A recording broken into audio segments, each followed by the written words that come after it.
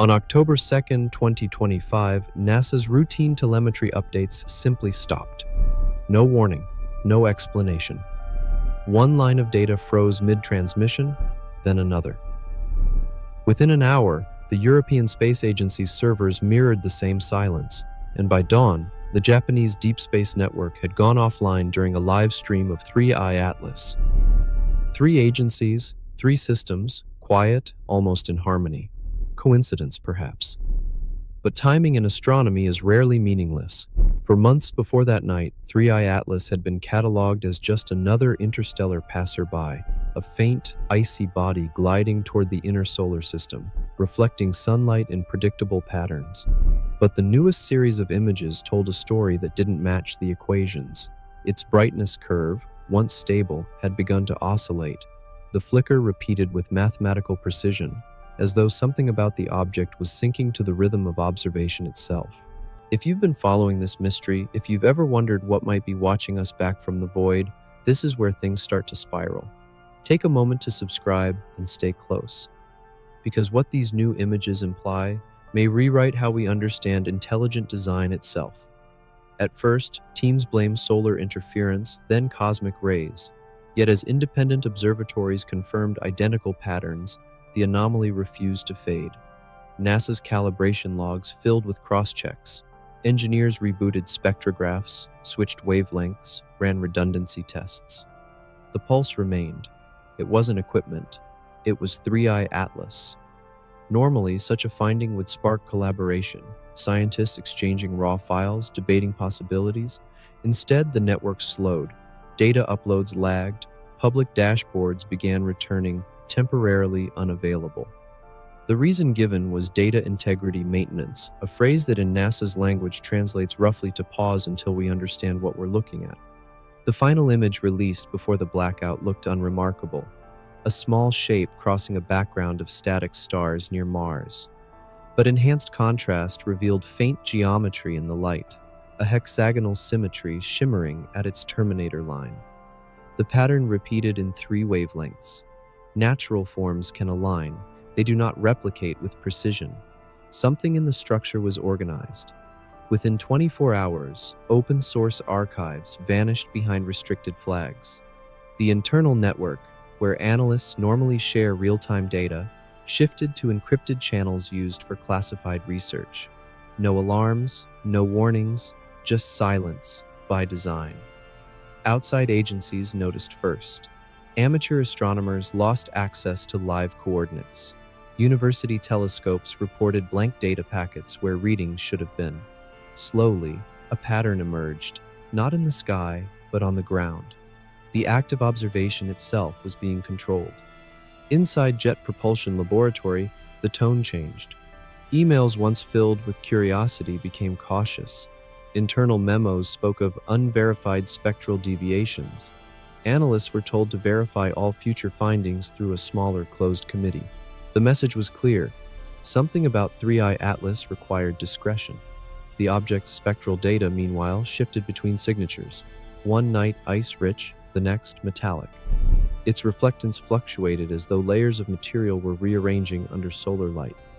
NASA's instruments detected faint heat fluctuations too, periodic, steady, and unexplainable for a frozen mass adrift in space. The readings pulsed every 97 minutes, perfectly timed with the orbital sweep of Earth-based radio arrays. Publicly, the agency remained composed. Press statements described routine calibration discrepancies. But inside, a temporary working group formed, merging astrophysicists with data encryption specialists, an unusual pairing unless the data itself was producing patterns that looked encoded. That was when the first internal advisory appeared: suspend dissemination of unfiltered imagery pending confirmation. The decision wasn't political, it was procedural. NASA had encountered a dataset whose consistency made no statistical sense.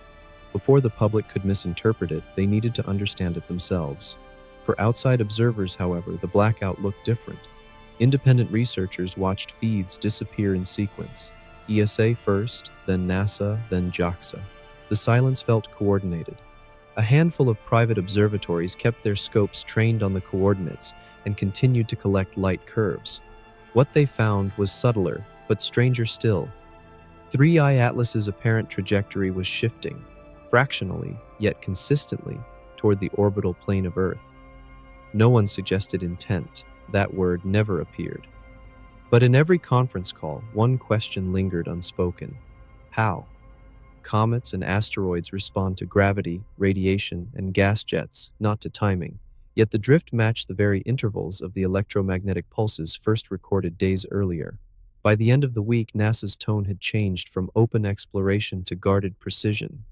Updates were sparse, phrased carefully, the way scientists speak when every word will be scrutinized by history. In a short internal circular, a senior researcher wrote, 3I Atlas demonstrates properties not presently accounted for within standard cometary models. Further observation required before public interpretation. That sentence, polite and dry, marked the quiet beginning of everything that followed. For those watching from the outside, the meaning was clear. The agency wasn't denying anything. It was pausing, to verify, to protect data, perhaps to protect understanding itself. And somewhere behind that measured silence, the unanswered signal from 3I Atlas continued to flicker, steady, rhythmic, unbroken, reminding anyone still watching that discovery is rarely about what we expect to find, but about what refuses to stay unexplained. In the following days, the silence around 3I Atlas became structured. It wasn't the kind of absence that comes from confusion, but the kind that comes from coordination. NASA had formed what it called an internal verification team, a closed circle of specialists pulled from astrophysics, signal processing, and planetary defense. Their task wasn't to interpret what was seen, but to ensure that what was being seen was real. Behind that definition, though, something deeper was happening. The first task force reports reviewed the raw frames captured by the Deep Space Network. Each showed the same detail, a faint oscillation in brightness across the object's surface. When analyzed across time, those pulses formed intervals, clean, even, and mathematically simple. They weren't chaotic like the bursts of a tumbling comet or the stutter of cosmic interference. They carried precision, a kind of rhythm. ESA's imaging arrays, operating independently, confirmed the pattern. Japan's sensors too, before they went offline. And even when NASA adjusted exposure and switched to infrared observation, the oscillation persisted, steady, symmetrical, almost intentional in timing. The agency's first instinct was cautious realism. The sun, after all, is an active source of noise. Solar flares, plasma turbulence, and magnetic interference can all bend data in subtle ways. But as analysts compared timestamps from around the globe, they realized the rhythm wasn't solar, it was intrinsic. The pulse came from 3I Atlas itself. That's when ESA quietly issued its first restricted note. Preliminary synchronization detected across independent instruments, potential systematic cause under review. On paper, it sounded procedural. Between lines, it meant, this is not instrument error.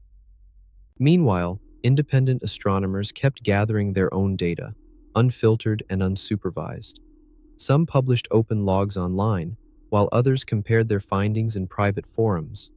A few began to notice something peculiar. The pulse intervals from 3I Atlas seemed to drift, not in frequency, but in phase, shifting slightly whenever Earth rotated into certain positions relative to Mars.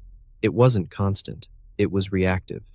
Within NASA, that detail became a source of discomfort. If the pulse changed with perspective, it implied interaction, something responding to observation geometry.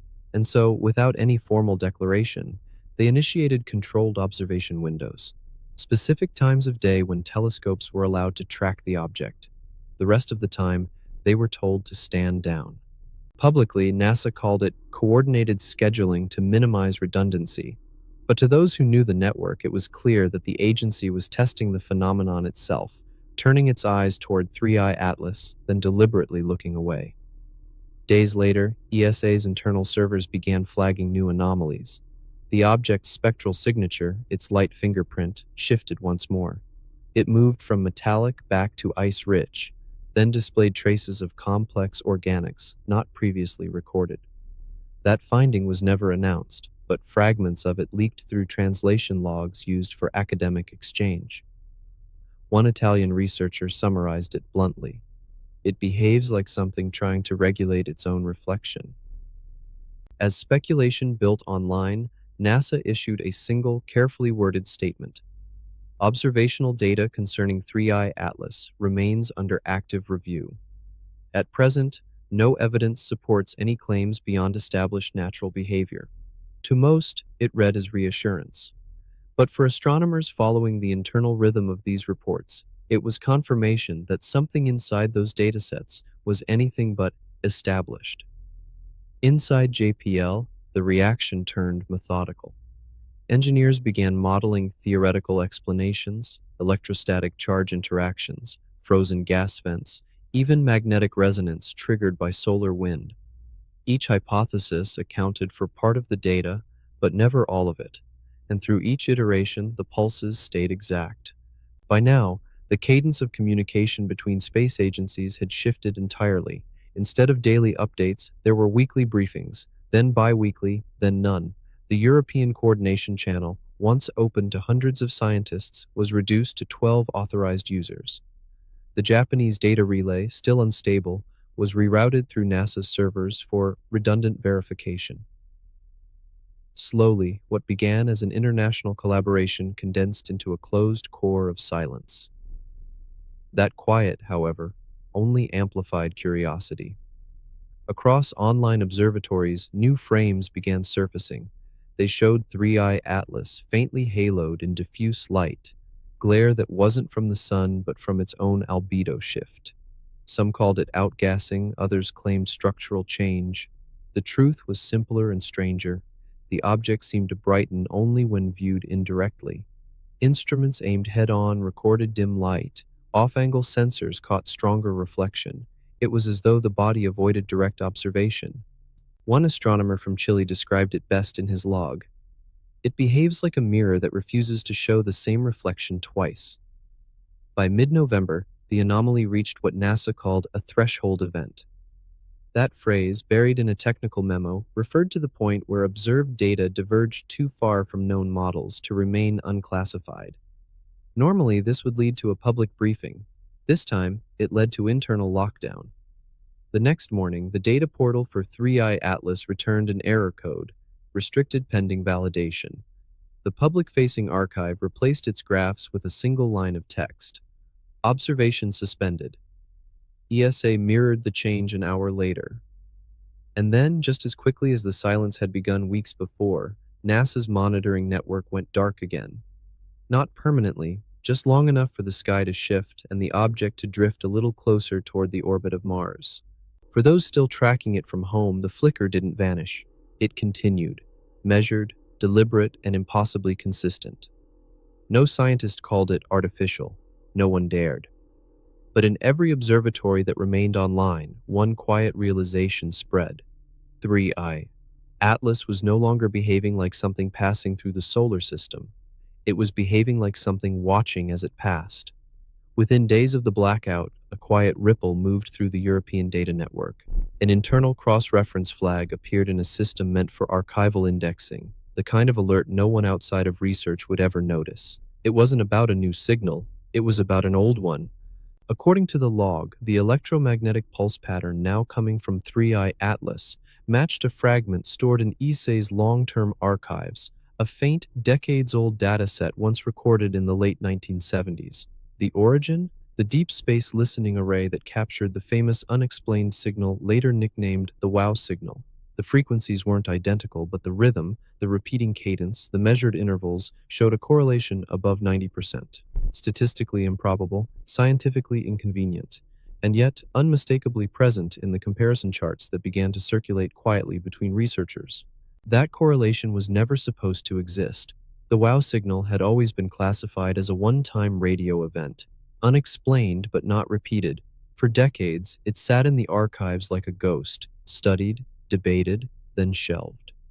Now, with 3I Atlas emitting near-identical pulse timing from the direction of Mars' orbit, that ghost seemed to have returned, but embodied in something visible, something tangible, and moving. Within NASA, the mood shifted from confusion to containment. Meetings became smaller, conference lines went silent. The verification team transformed into what insiders later described as the contingency group, a handful of specialists tasked not only with studying the phenomenon but also with managing its narrative. Their new objective wasn't discovery, it was delay. The working theory presented to the group was cautious, that the pulses were an emergent photometric artifact produced by interactions between solar radiation and the object's charged particles. But the math disagreed. The intervals were too clean, too uniform, too deliberate. Someone in the room called it an unnatural symmetry. The phrase didn't make it into the transcript. That same week, the European Space Agency's backup imaging server, the one still storing older data, experienced what was officially labeled an indexing glitch. Several files related to 3I Atlas were reclassified under unrelated project names. Researchers attempting to access them received generic access denials. In bureaucratic language, it looked accidental. In pattern, it looked intentional. Meanwhile, those who still had access to the raw imagery began to notice something stranger than before. In the latest images, the faint halo surrounding the object no longer diffused evenly. It broke into subtle geometries, overlapping arcs and edges, barely perceptible against the background stars. When enhanced, the structure resembled interference lines, the kind produced when waves collide. It was as if 3I Atlas wasn't just reflecting light, but modulating it, altering its own brightness to form interference patterns that only appeared when multiple telescopes observed it simultaneously. When only one observatory looked, the effect disappeared. When two did, it returned. That alone defied every known rule of optical physics. Across NASA's Deep Space Communication Lab, analysts began to wonder if what they were seeing wasn't purely visual. The object's flicker might not be a coincidence. It could be data embedded in light itself. A slow, deliberate sequence encoded through reflection. But to suggest that publicly would mean redefining what an interstellar object could be. So instead, the findings were filed away under optical calibration phenomena. Still, questions persisted. If this pattern was deliberate, if the flicker held information, who was it for, and why now? Outside the official circles, smaller observatories kept watching. One in northern Chile, equipped with an experimental photometric sensor, captured several hours of clean exposure. When their analysts ran the sequence through an FFT, a frequency analysis used to study repeating signals, they found a nested rhythm, a secondary pulse hidden within the primary one, repeating every 27 cycles. That discovery spread quietly among researchers under encrypted forums. It wasn't proof of intent, but it was something more compelling: structure, the kind of mathematical order nature almost never produces by accident. In the days that followed, NASA released a short statement, polite, deflective, and strangely specific. Current observations of interstellar object 3I Atlas reveal no indication of artificial modulation or anomalous photometric data, it read. To anyone outside the field, it was ordinary reassurance. To those inside, it was an impossible sentence. Because to deny artificial modulation, one must have already tested for it. By now, independent astronomers began comparing brightness patterns against known light signatures of rotating metallic surfaces. They found partial matches, not to debris, but to structured planar reflections. The shape of those reflections implied flatness, not curvature. And flatness, at that scale, in that orbit, shouldn't exist naturally. Late one night, a researcher at a small observatory in the Canary Islands captured a series of long exposures. The composite revealed something chilling: faint streaks near the object, small but consistent, as though smaller fragments or satellites orbited it. Not debris, not gas. Objects following the same path, synchronized in motion. That data never appeared in official channels. Hours later, the observatory's network access was throttled, and their live feed replaced with archived imagery from 2 days earlier. By this point, the larger agencies had fully withdrawn. NASA's daily monitoring logs stopped at no new observable anomalies. ESA shifted its language to nominal readings pending review. And the Japanese array, once the most active of all, reported nothing but blank sky where 3I Atlas should have been. But the independent observatories saw otherwise. The object was still there, still pulsing, still impossibly stable. To those still awake, Late in the night, watching the signal blink between stars, a quiet realization settled in. Whatever 3i Atlas was doing, shifting, flickering, pulsing, it wasn't random and it wasn't new. The pattern had existed before humanity even knew to listen, and now, as it approached the inner edge of Mars' orbit, that same ancient rhythm was repeating, not louder, not brighter, just closer. In the weeks that followed, the contingency group's focus turned inward. Their meetings were held in the smallest of JPL's secure briefing rooms. No cameras, no external recorders, only handwritten notes later scanned and deleted. Inside those walls, a single directive guided every discussion: find the origin of the pattern. If it was noise, prove it. If it wasn't, isolate it before the world noticed. The first breakthrough came not from observation, but from paperwork. An analyst tracing the archival chain of signal data found a misfiled directory inside NASA's deep storage servers, an obsolete folder labeled SETI Cross-Ref 1989. Most of its contents were routine: radio logs, calibration charts, mission briefs, but at the end sat a single encrypted file marked A17WOW-X. The name alone froze the room. It was a cross-reference extension to the WOW signal, created more than 30 years after the event. When decrypted, the file contained a short memo dated 2003. Its author, now long retired, described an unresolved harmonic match between the 1977 signal and a brief radio echo detected during a solar observing campaign. That echo, he wrote, originated near the outer orbit of Mars. The coordinates aligned within a small margin with the region where 3i Atlas now glowed. At first, the discovery was dismissed as coincidence. Radio harmonics repeat across space all the time. But when the group overlaid the frequencies with 3i Atlas's photometric pulses, the alignment tightened. Pulse for pulse, interval for interval. Two phenomena separated by nearly half a century were, mathematically, speaking to the same rhythm. The senior scientist in the room, a soft-spoken radio physicist, broke the silence with a sentence that would later appear in no record. If this isn't a reflection of ours, then it's been waiting for us to look again. The phrase unsettled everyone. They ran the comparison again with updated data, switching instruments, adjusting timestamps for drift. The correlation held. Not perfect, but too deliberate to ignore. The probability of random alignment, 0.02%. They had found continuity, a signal that seemed to know when it had been heard. Outside the closed loop, the rest of NASA remained unaware. Public channels still spoke of ice jets and trajectory models, but within the contingency group, theories began to divide. One camp argued for a natural resonance. Perhaps 3i Atlas was composed of material that amplified ancient background radiation. The other suggested something more provocative: that the object itself was a transmitter, its structure designed to store and replay electromagnetic energy across centuries. ESA's liaison, when briefed, requested independent confirmation. 3 European dishes were retuned to the coordinates. Each recorded faint repetition of the same pulse pattern, but with microsecond delays, as though the object were reflecting their own signal back at them, fractionally out of phase. It was an echo with memory. Within hours, the European and American teams agreed on one course of action: silence. No new public releases, no mention of correlation, no hint that a 1977 signal might now be pulsing from a visible body near Mars. If the finding proved false, it would embarrass every agency involved. If true, it would demand answers no one could yet provide. Meanwhile, the data itself began to change. As the object drew nearer to the inner orbit, its light grew sharper.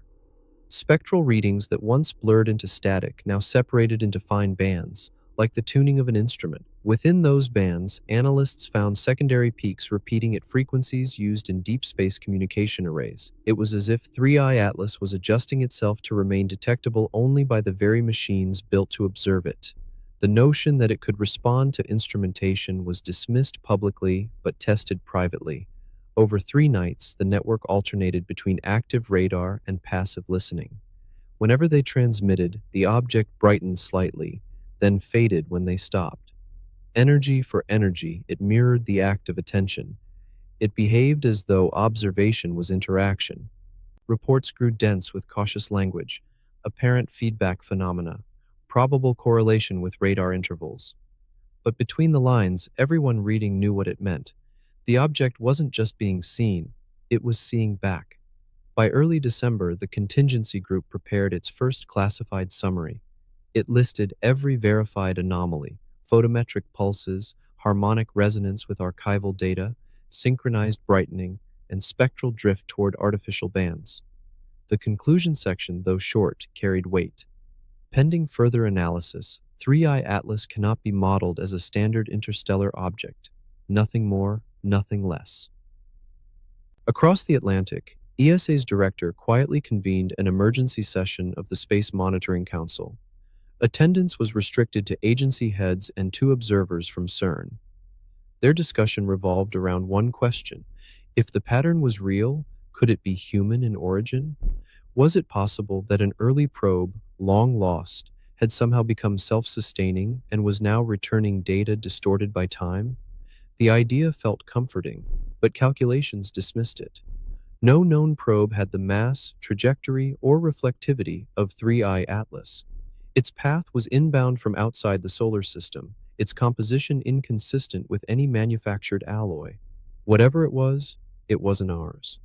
In the weeks that followed, minor leaks began appearing on fringe astronomy forums.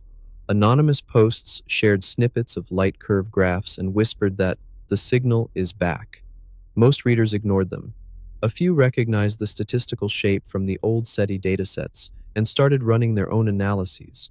The object's pulse intervals were now shortening slightly, as though the rhythm were accelerating. When asked for comment, NASA's spokesperson offered the same neutral assurance. All data related to 3I Atlas remain within normal parameters. To the public, that sounded ordinary. To scientists, it was the loudest kind of quiet. Because in physics, acceleration is never normal. And so, as 3I Atlas continued its slow glide along Mars's orbital plane, the agencies kept their silence, the data kept arriving, and the pattern kept repeating, steady, unwavering, ancient in its precision. Whatever message it carried, it was not finished yet. As December unfolded, the object's pulse began to cross an invisible threshold. Until now, it had remained confined to optical data, light, reflection, timing. But one by one, observatories began reporting something different. Instruments designed for entirely separate purposes, magnetometers, radio arrays, even deep space communication dishes, started recording interference at exactly the same intervals as 3I Atlas's flicker. At first, the signals were faint, soft ripples of static sweeping across spectrums that should have been quiet, but they shared a fingerprint, a repeating rhythm that matched the pulse pattern seen in Mars' orbit. The same timing, the same rise and fall. It wasn't confined to one instrument or one continent. From California to Canberra, the interference appeared in systems that weren't even pointed toward Mars. For weeks, the data teams treated it as coincidence. Equipment glitches, solar noise, cross-frequency harmonics. But every model they ran ruled out random overlap. The pulses arrived at synchronized intervals, precisely offset by Earth's rotation, as though whatever was emitting them had locked onto the planet's spin. Inside NASA, the discovery triggered what insiders called a Tier 2 isolation. All transmissions to and from deep space antennas were filtered through a manual review layer. Engineers working the night shifts were told not to discuss anomalies outside their teams. The internal memo phrased it gently. Unverified correlation between deep space event and local instrumentation remains under study. Please maintain data integrity and avoid premature conclusions. To those who read between the lines, it meant something extraordinary. Whatever 3I Atlas was doing near Mars, its effect had begun to reach home. The European Space Agency noticed the same interference. Their receivers in Spain, tuned to monitor cosmic background radiation, began displaying low-frequency modulation where none should exist. When cross-checked against timestamps, the rhythm aligned perfectly with NASA's. The two agencies, once partners, now worked in parallel silence, each aware that the other knew, each unwilling to say it aloud.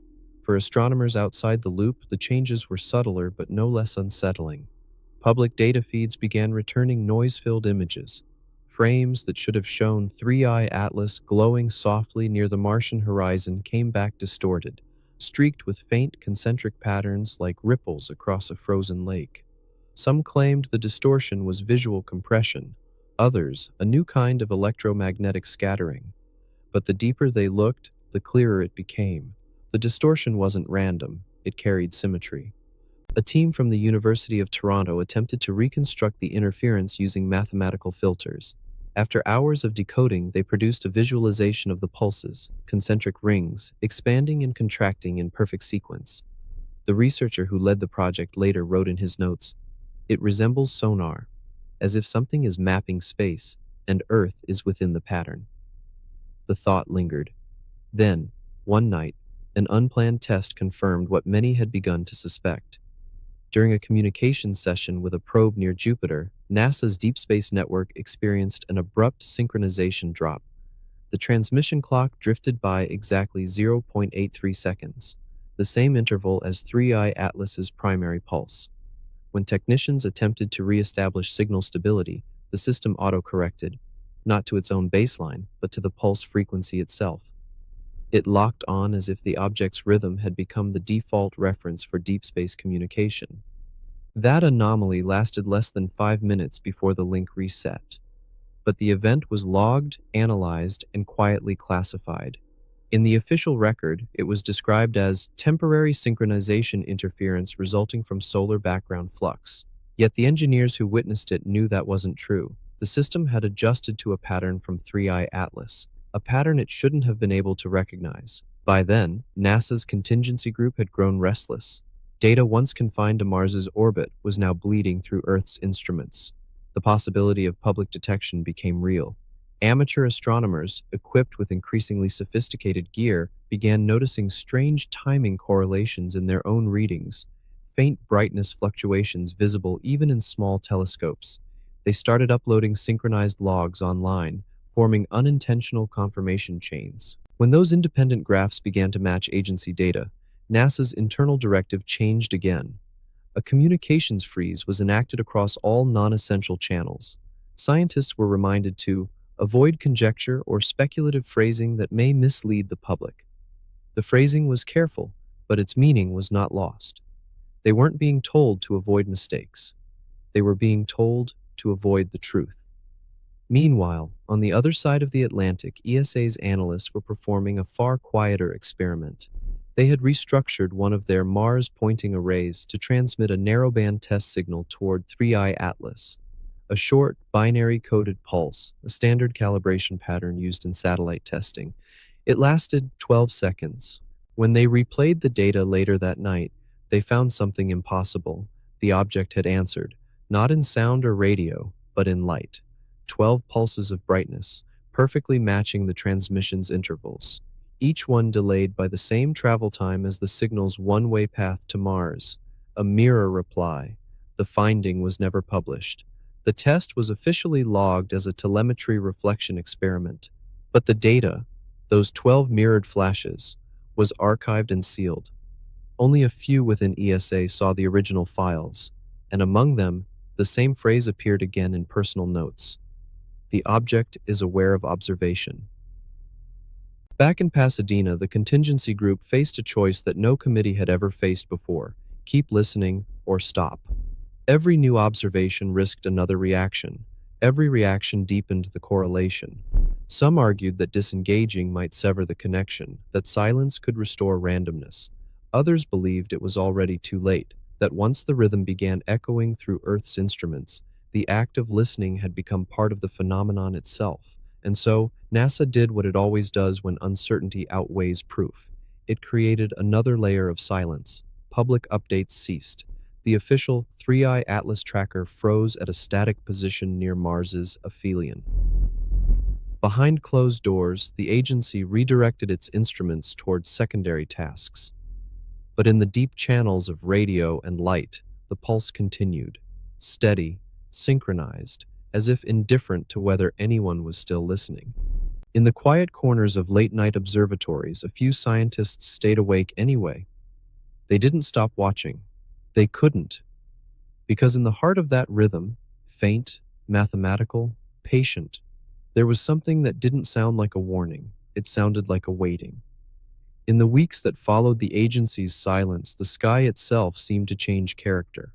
For most people, nothing was different. The stars remained where they always had been. But among the small, sleepless group of astronomers who kept their instruments pointed toward the region of Mars's orbit, a quiet unease took root. Their screens no longer displayed noise or random static. Instead, they began to show echoes, faint repetitions of their own readings appearing minutes later, as if reality were playing itself back in delayed reflection. At first, these feedback loops were subtle. A brightness spike logged at 0217 UTC reappeared at 0223, identical down to the decimal. Temperature fluctuations in optical sensors oscillated in rhythm with the same recurring interval, 0.83 seconds. The pattern was unmistakable, the pulse of 3I Atlas. Independent observatories began comparing notes through encrypted channels. One in Chile, another in Norway, a third operated by a retired engineer in rural Arizona who had repurposed his radio telescope to monitor the object out of personal obsession. Each reported the same thing: faint interference that didn't originate from their equipment but seemed to arrive from the atmosphere itself. By early January, the anomaly had grown stronger. Sky monitoring arrays in the southern hemisphere recorded short, rhythmic distortions in ionospheric readings, the layer of charged particles that reflects radio waves around Earth. The distortions matched the timing of 3I Atlas's flicker. What should have been a calm band of electrons began to shimmer like water disturbed by invisible motion. NASA's internal summaries called it resonant coupling, but off-record conversations told a different story. Engineers at Goldstone Tracking Station noticed their antenna guidance system spontaneously recalibrating by microdegrees every time the pulse peaked. They could correct the drift manually, yet within minutes, the offset returned. It was as though something above was tugging at the precision of the machines themselves. Then came the photograph. On January 11th, a research balloon launched from New Zealand captured a wide-field image of the upper atmosphere just after midnight. The photo was meant to study auroral scattering, but when processed, it revealed a faint geometric lattice, a grid of intersecting light lines spanning hundreds of kilometers, invisible to the naked eye, but visible in the camera's infrared spectrum. Each line pulsed in synchrony with 3I Atlas. When the image reached analysts, debate erupted. Was it an artifact of the sensor? A glitch from thermal noise? The consensus collapsed when a second balloon, launched hours later from Chile, captured the same pattern from a different angle. Triangulated, the lines converged high above the Pacific, an area directly under 3I Atlas's current position relative to Mars's orbit. For the first time, the phenomenon was no longer limited to deep space. It had reflected into Earth's own atmospheric field. The discovery leaked through a short-lived physics forum before being scrubbed, yet copies of the image circulated quietly among professionals. To the untrained eye, it looked like faint aurora bands. To the trained, it looked like structured interference, an organized imprint cast downward from orbit. Inside the contingency group, discussions shifted from observation to containment. If the pulse could resonate through the atmosphere, what else could it reach?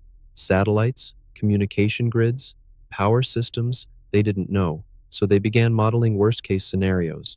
The models produced one chilling outcome: resonance amplification. If the frequency continued to strengthen, the pulse could theoretically synchronize with Earth's magnetic field, a global low-level oscillation that might interfere with navigation, communications, or even biological rhythms. The probability was small but not zero. Still, the data didn't behave like a threat. It behaved like a call and response, stronger when measured, quieter when ignored. The object seemed to sense attention. Meanwhile, amateur astronomers unintentionally fueled the feedback. Every night, more lenses, more sensors, more radio receivers turned toward 3I Atlas. Each new observer added another reflective surface into the network, another mirror for the rhythm to bounce from. And each night, the signal grew clearer. The first visible anomaly over Earth occurred on January 16th, witnessed by 3 separate observatories. At 0342 UTC, the sky above the South Atlantic flashed in a perfectly circular glow, lasting less than 2 seconds. Weather satellites recorded no lightning, no aurora, no meteor. The event coincided precisely with a spike in the 3I Atlas pulse frequency. Within hours, the contingency group convened a live emergency feed. Their mandate was simple: determine whether the phenomenon was natural, artificial, or responsive. The group's lead analyst suggested a test, a brief blackout of all major ground transmissions. For 12 minutes, the world's largest radio telescopes went silent. During that silence, the pulses slowed, not stopped, but softened, their rhythm stretching by measurable fractions. When the transmissions resumed, the pulse returned to full intensity. The result left the room silent. One scientist broke it with a whisper. No one contradicted. It's listening. Officially, nothing changed. Publicly, the agencies maintained calm statements about routine signal studies. But internally, they began preparing a contingency not for collision, not for impact, but for communication. Because if 3i Atlas could imprint its rhythm through light and magnetic resonance, it might already be sending a form of message humanity was only beginning to perceive. Late that month, a single unmarked file appeared in the internal NASA database, timestamped 02:19 a.m. Its content was a simple waveform, the combined average of all the interference recorded from every continent. When graphed, it revealed something extraordinary, a pattern that wasn't random noise but symmetrical, rising and falling in repeating arcs. When overlaid on a time axis, it formed a perfect spiral, mathematically identical to the golden ratio. To mathematicians, that meant order. To physicists, it meant design. To the few still awake in that quiet control room, it meant something else entirely, that the universe, or whatever was guiding 3i Atlas, had just answered in the only language that could never be mistaken for chaos. By late January, something new began appearing in satellite telemetry. Small deviations so subtle they would have been invisible under normal conditions. Communication satellites drifting a few meters off course, orientation gyros compensating for non-existent momentum, signal delays that didn't match any known source of interference. At first, engineers assumed solar wind fluctuations or minor gravitational perturbations, but the timing was exact. Every disturbance aligned with the pulse window of 3i Atlas. It wasn't random, it was synchronized. The European Space Agency was the first to confirm it in writing.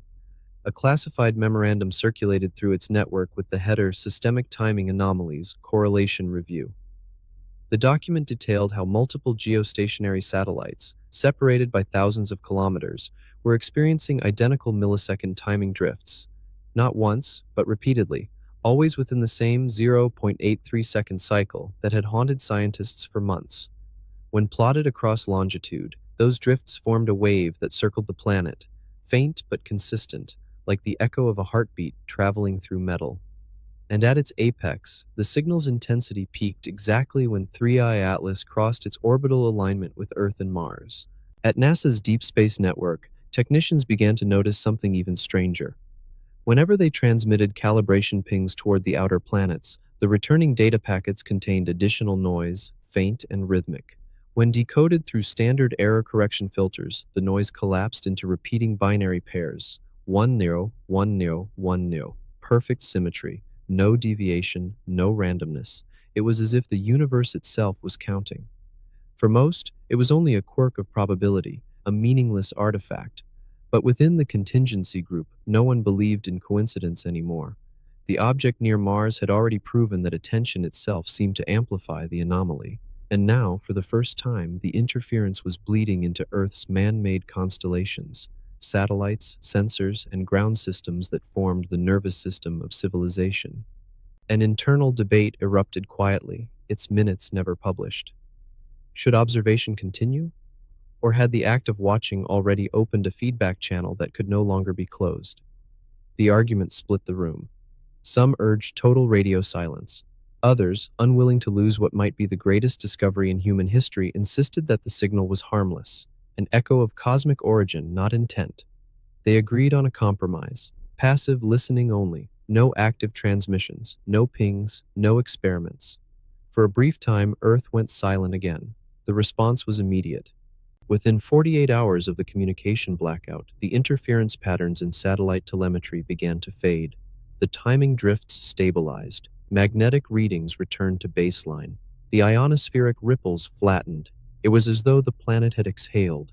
But just when it seemed the phenomenon might dissolve, a single satellite, an aging weather platform known as METSAT-5, transmitted an automatic diagnostic burst.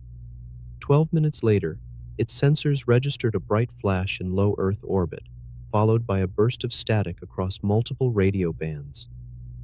The satellite's orientation control failed.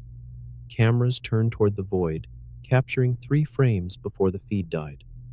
Those images would never be shown to the public, but the few who reviewed them described the same impossible geometry seen weeks earlier above the Pacific. Concentric rings of light, rotating slowly, their centers dark, their edges faintly alive. For the first time, the pattern wasn't coming from deep space. It was inside Earth's orbit. ESA's Emergency Council reconvened within hours. The findings were cross-referenced, timestamps verified, signal integrity confirmed. The official statement drafted that evening avoided any mention of 3i Atlas, but behind closed doors, the wording was clear. Apparent transitory event consistent with atmospheric reflection of unclassified celestial emission. The truth was simpler and stranger. 3i Atlas had synchronized its rhythm with the planet's orbital field. From that point on, everything changed quietly. Astronomers noticed a subtle flicker in the brightness of the moon's surface, just barely measurable, as though lunar regolith itself were resonating faintly under the pulse's frequency. Seismic stations picked up microtremors and patterns that matched orbital intervals. The data wasn't violent, only precise, too precise for coincidence. Some called it interference, others called it calibration. One veteran scientist, whose name was redacted from every surviving document, described it differently. The object has completed synchronization. The system is now harmonic.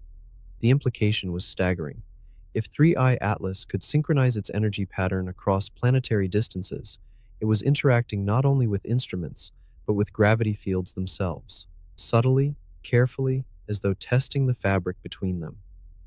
The possibility no one wanted to articulate began circulating quietly in handwritten notes and encrypted messages. What if this was never about approach? What if arrival was the process itself? Outside of the agencies, the world moved on in silence. News cycles returned to ordinary headlines. The object near Mars was mentioned only in passing, a fading interstellar comet now moving beyond view. But within the observatories, nothing had faded. If anything, the pulse was sharper, steadier, more deliberate than ever. In the final week of January, a new phenomenon appeared in the data. For 3 consecutive nights, radio spectrometers across 3 continents recorded a narrow frequency drift that didn't match any known source. Its pitch rose gradually as if climbing. When mapped, it formed a waveform that resembled a rising tone, not random noise, but something close to musical structure, a resonance that seemed to crescendo before stabilizing again into silence. Physicists struggled to define it. They called it a frequency climb, though the phrase meant little. To listeners, it sounded eerily like tuning, as though an instrument had adjusted itself and then stopped, satisfied. By the end of that week, the agency's internal trackers showed one final inexplicable update. The light signature of 3i Atlas had changed color. Once white-blue, it now shimmered with a faint golden hue, not bright, but constant, like the afterglow of a distant sunrise. No one could explain the shift. Some said it meant disintegration, others whispered the opposite, that it was no longer reflecting sunlight at all, that it was emitting its own. And then, just like before, the feeds went silent again. By early February, the object was no longer simply visible through telescopes. It had become something else, a phenomenon that reached through instruments, a rhythm that existed across wavelengths. Its pulse no longer came as clean, predictable bursts. It now arrived in structured sequences, bursts of light interlaced with radio echoes that, when layered together, formed coherent intervals, like verses of a language still beyond translation. The first to notice were not astronomers, but radio hobbyists. Operators across northern Europe began reporting strange bursts overlaying their short-wave frequencies, tones that seemed to respond to static, faint as whispers yet mathematically precise. Each burst mirrored the golden ratio spacing observed weeks earlier, but what unsettled listeners most was the delay. Whenever someone adjusted their dial, the tone adjusted back, almost playfully, as though mirroring human curiosity itself. At NASA's Jet Propulsion Laboratory, analysts fed the recordings through spectral analysis software. The result defied randomness. When plotted, the intervals aligned with patterns in human communication, phonetic spacing, sentence cadence, even statistical distributions found in speech. It wasn't language, but it behaved like one. Meanwhile, deep space antennas near Canberra detected coordinated flashes from 3I Atlas. Unlike its earlier pulses, these bursts followed the same sequence as the radio tones being intercepted on Earth, offset only by light travel delay. To those analyzing both data streams side by side, the meaning was terrifyingly simple. The object wasn't just transmitting, it was echoing Earth. When engineers attempted to verify the correlation, something stranger happened. Within the raw binary logs of one receiver, lines of ones and zeros meant only to record signal strength. An unexpected phrase appeared, buried deep within the code. Return path confirmed. No technician had written it. The system wasn't even capable of generating text. It had emerged inside the checksum, as if assembled by accident, except the probability of such a coincidence was effectively zero. The incident was locked down immediately. A security directive was issued under the classification Non-Standard Data Event. Public systems were purged, backups encrypted. Only 3 people saw the unaltered file. All 3 signed non-disclosure agreements that would never expire. Outside the agencies, a different kind of silence was spreading. Amateur astronomers who had been tracking 3I Atlas for months began to report strange interference with their equipment, sensors freezing mid-exposure, computers rebooting, lenses fogging internally despite clear weather. One observer in Canada described it best: "It feels like the telescope is looking back." At the same time, power companies in several countries recorded transient magnetic surges that arrived in exact correspondence with the object's pulse cycles. They were harmless, small enough to pass unnoticed by the public, but perfectly timed, as if the planet itself were breathing in rhythm with something across millions of kilometers. The contingency group reconvened. Every seat was filled. Data scrolled across the main display. Light bursts, magnetic peaks, digital echoes. The group's director posed the only question that mattered. Are we responding?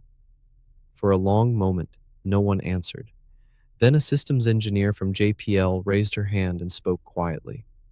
Not intentionally, she said, but our electronics are. That realization reframed everything. If 3I Atlas was mirroring Earth's electromagnetic patterns, then any digital system, any circuit, could act as an unintended transmitter. Humanity had become part of the signal loop, so they ran a test, a single hour of global radio silence.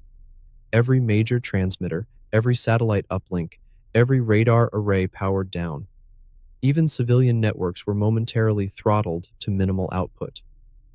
For 60 minutes, the planet fell as close to quiet as modern civilization could allow. During that hour, the pulse from 3I Atlas steadied, constant, unmodulated, patient. Then, precisely 1 minute before transmissions resumed, a faint secondary echo appeared within Earth's magnetosphere, not originating from space, but from within.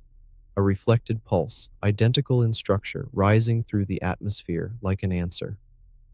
When systems powered back up, the anomaly vanished.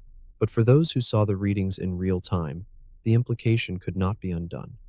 Something beneath or within Earth's field had replied.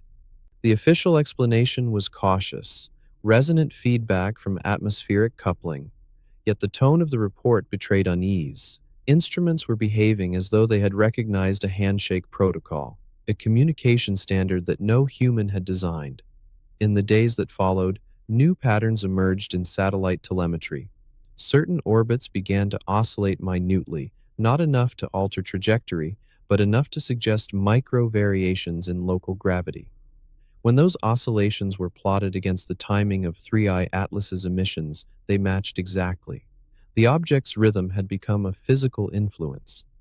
For the scientists who had spent their careers studying cosmic debris and dust, this was incomprehensible. 3I Atlas was small, no more than a few kilometers across, according to initial readings. It shouldn't have been capable of altering anything, much less Earth's orbital satellites. Yet the data showed otherwise. The strangest detail came from Mars. Weeks after the agencies fell silent, a forgotten lander, one of the old European survey missions, transmitted a burst of data before shutting down for good. Its last image was of the Martian sky, streaked with a golden arc cutting across the darkness. The onboard magnetometer registered a pulse identical to Earth's echo, delayed by planetary distance. For those who examined it, there was only one conclusion left to whisper among themselves. The resonance wasn't traveling from 3i Atlas to Earth. It was passing through both, as if they were endpoints on a line being drawn by something far larger. No one dared to speak the next thought aloud, that maybe, all along, the object had never been the signal. It was the relay. And now, something else, something unseen, was beginning to transmit back. By mid-February, the world's skies had begun to hum. Not loud, not something an untrained ear could detect, but measurable, real. Instruments designed to monitor upper atmospheric pressure began recording faint oscillations, rhythmic fluctuations in air density that repeated every 0.83 seconds. It was the same pulse, only slower now, softened by distance, diffused through air. At first, meteorologists mistook it for instrumentation error. But when barometers in Finland, Chile, and Western Australia all produced identical readings, the conclusion was impossible to dismiss. The planet's atmosphere was resonating, not from solar wind, not from seismic shock, but from a pattern identical to the one first traced to 3i Atlas. In laboratories, sound engineers translated the data into audible range. What emerged wasn't a tone so much as a vibration, a deep, slow rhythm that rose and fell like breathing through stone. Played aloud, it filled rooms with a pressure one could feel behind the eyes. It wasn't music, it wasn't noise, it was presence. NASA's acoustic modeling team ran a Fourier transform on the waveform. Beneath the main pulse lay a faint harmonic signature, 5 overlapping frequencies arranged in a mathematical ratio corresponding to orbital spacing between Earth, Mars, and the asteroid belt. It was a map, but not one drawn with lines. It was drawn with vibration. When the data reached the contingency group, the response was split. Some argued it was a coincidence of planetary resonance, a byproduct of the object's electromagnetic field aligning with natural harmonics. Others saw intentional structure, a message encoded not in symbols but in physics itself. What troubled them most was its direction. The pulse wasn't coming downward from the sky anymore. It was radiating outward, as though the Earth had begun to transmit. Sensors in orbit confirmed it. Satellite arrays detected minute but synchronized spikes in the magnetosphere, rippling outward in perfect counterpoint to 3i Atlas's frequency. The planet was answering in rhythm. Whether it was reaction, reflection, or replication, no one could say. But by every measurable metric, Earth was no longer passive. It had joined the conversation. In observatories still operating outside the blackout protocols, something extraordinary occurred. Telescopes trained on 3i Atlas captured a series of dim flashes across its surface. Not random, but sequential, like the slow blink of a distant beacon. The light pattern corresponded exactly to the atmospheric oscillations recorded below. It was not signaling to Earth, it was synchronizing with it. To the small circle of scientists still permitted to view the unfiltered data, the implications were overwhelming. If resonance could travel across such distances, modulate atmospheres, alter satellite orbits, what else could it touch? Could it induce motion within matter itself? Could it rewrite the subtle forces that hold a planet steady in its path? Meetings stretched into early morning hours. Equations lined whiteboards like unfinished prayers. They ran simulation after simulation, if the amplitude increased, if the frequency shifted by even a fraction, until someone realized something chilling. The resonance wasn't building linearly, it was curving.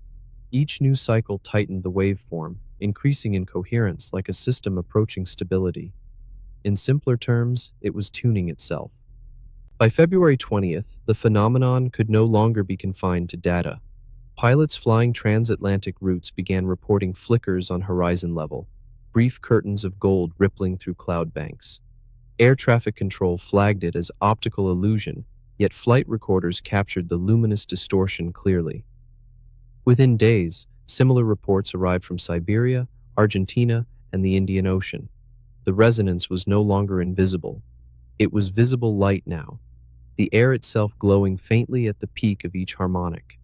The public noticed. Amateur videos surfaced on social media, skies trembling in waves, halos of faint luminescence stretching from horizon to horizon. Most dismissed them as aurora. The timing said otherwise. Every flare corresponded to the 0.83-second cycle. Inside the agencies, panic never came. Only silence grew deeper. Networks of sensors were quietly taken offline. Independent telescopes found their data streams throttled, access restricted for calibration. Behind closed doors, a single question dominated every conversation. What if the resonance completes? Because completion meant convergence, the point at which the frequencies of Earth and 3i Atlas would align perfectly. According to models, that moment would occur on March 2nd. The closer the date drew, the more the planet's behavior defied expectation. Animal migration patterns shifted. Whales began surfacing in coordinated intervals matching the pulse rhythm. Magnetometers on every continent ticked in unison. Somewhere beneath the noise of civilization, the natural world had fallen into step. And then came the whisper. At 0312 UTC on February 28th, a single microphone array stationed in the Nevada desert, part of an old atmospheric listening project, recorded a low-frequency event. At first it sounded like deep thunder rolling across miles of rock. But after filtering, the waveform resolved into something almost human. A rise, a fall, and a pause, structured like breath followed by a word that never formed. When compared against the pulse pattern, it fit perfectly between two cycles, as if filling a gap, an intrusion, or perhaps a completion. To those who heard it in the dark control room, the silence that followed felt heavier than the sound itself. That night, a new line appeared in the golden-hued light curve of 3i Atlas, fainter than before, but unmistakable, a vertical scar of illumination cutting across its center, stretching outward like a signal beam searching for alignment. It flickered once, twice, then stabilized, pointing directly toward Earth's upper atmosphere. Whatever had been waiting was now awake. And somewhere between the rhythm of planets and the quiet hum in the sky, the universe seemed to hold its breath, as if listening for what humanity might do next. By the dawn of March 2nd, the sky no longer behaved like sky. It shimmered faintly, not with color but with structure, invisible until it moved, a kind of tension hanging between air and light. The resonance had reached full coherence. Instruments that once measured electromagnetic interference now registered uniform silence, as though every system on Earth had been tuned to the same perfect frequency. It wasn't static, it was symmetry. The event began without sound.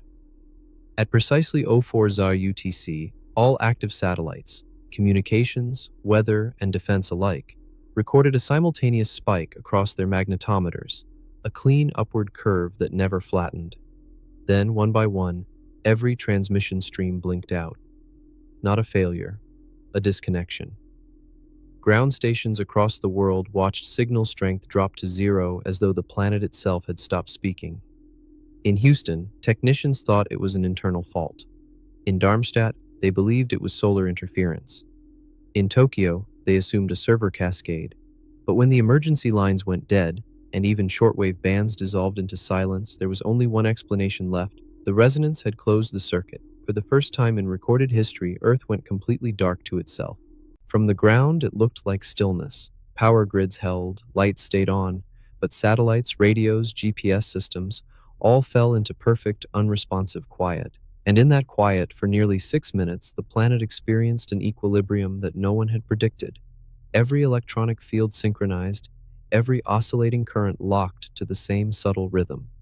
The Earth's electromagnetic heartbeat and the pulse of 3i Atlas were no longer separate. They had merged. In the deserts of northern Chile, where one of the last optical telescopes remained active, the sky changed color.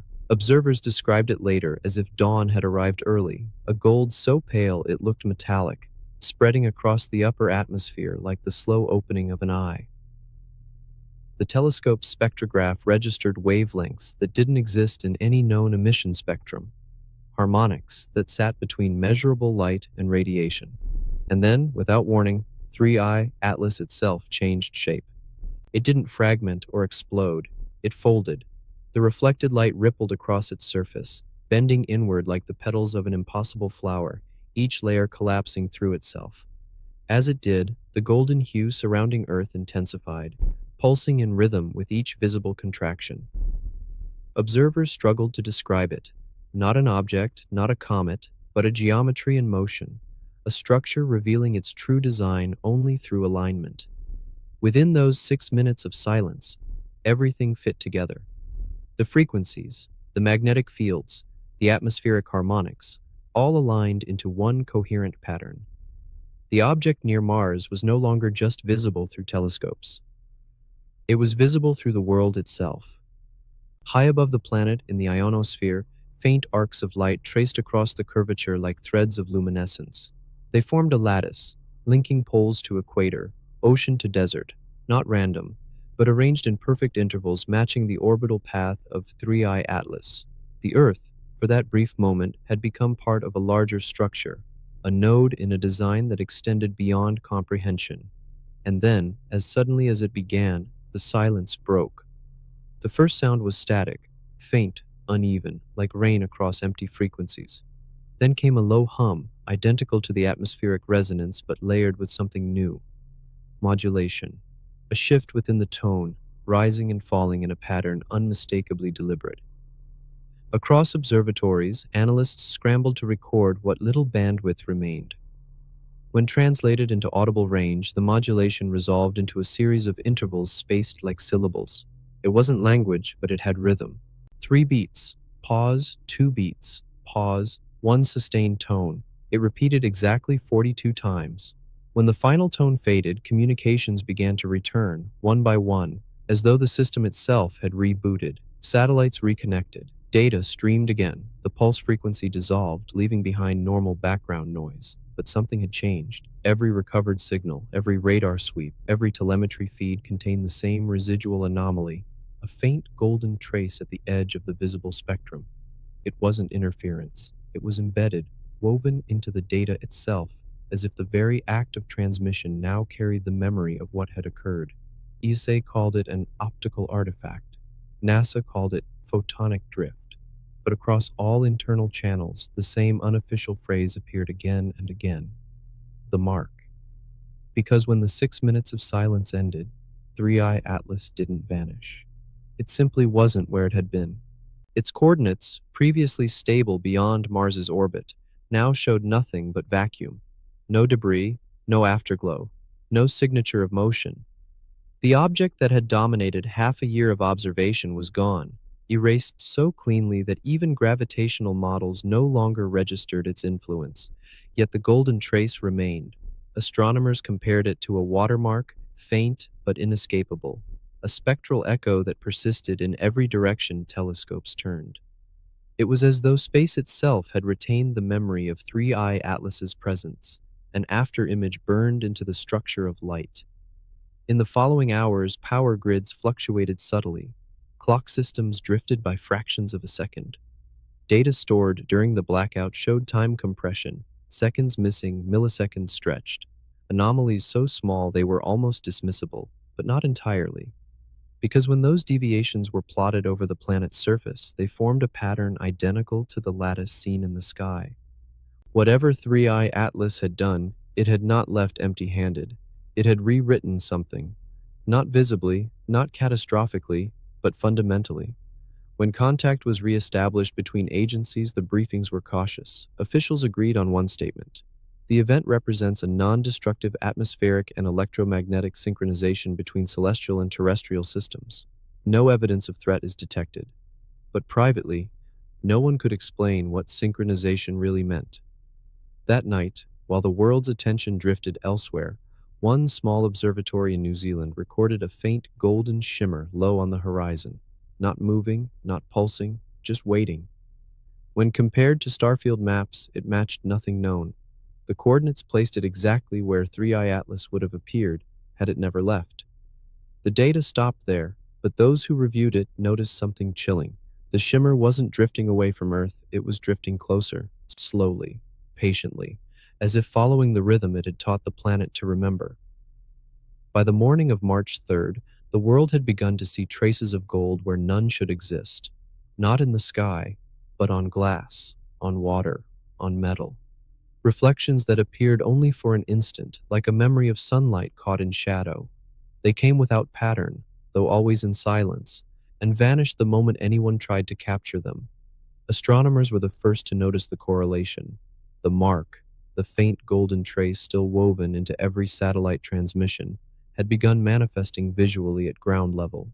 Security cameras recorded quick bursts of flare at night, never bright enough to blind, but sharp enough to register as heat on infrared sensors. Each flare matched the same coordinates where the lattice pattern had once mapped itself across the upper atmosphere.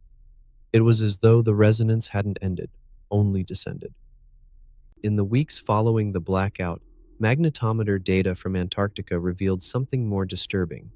Every night at precisely 04 UTC, the same time the planet had gone silent, a pulse swept through the magnetic field, faint but measurable, as if replaying the moment on an endless loop.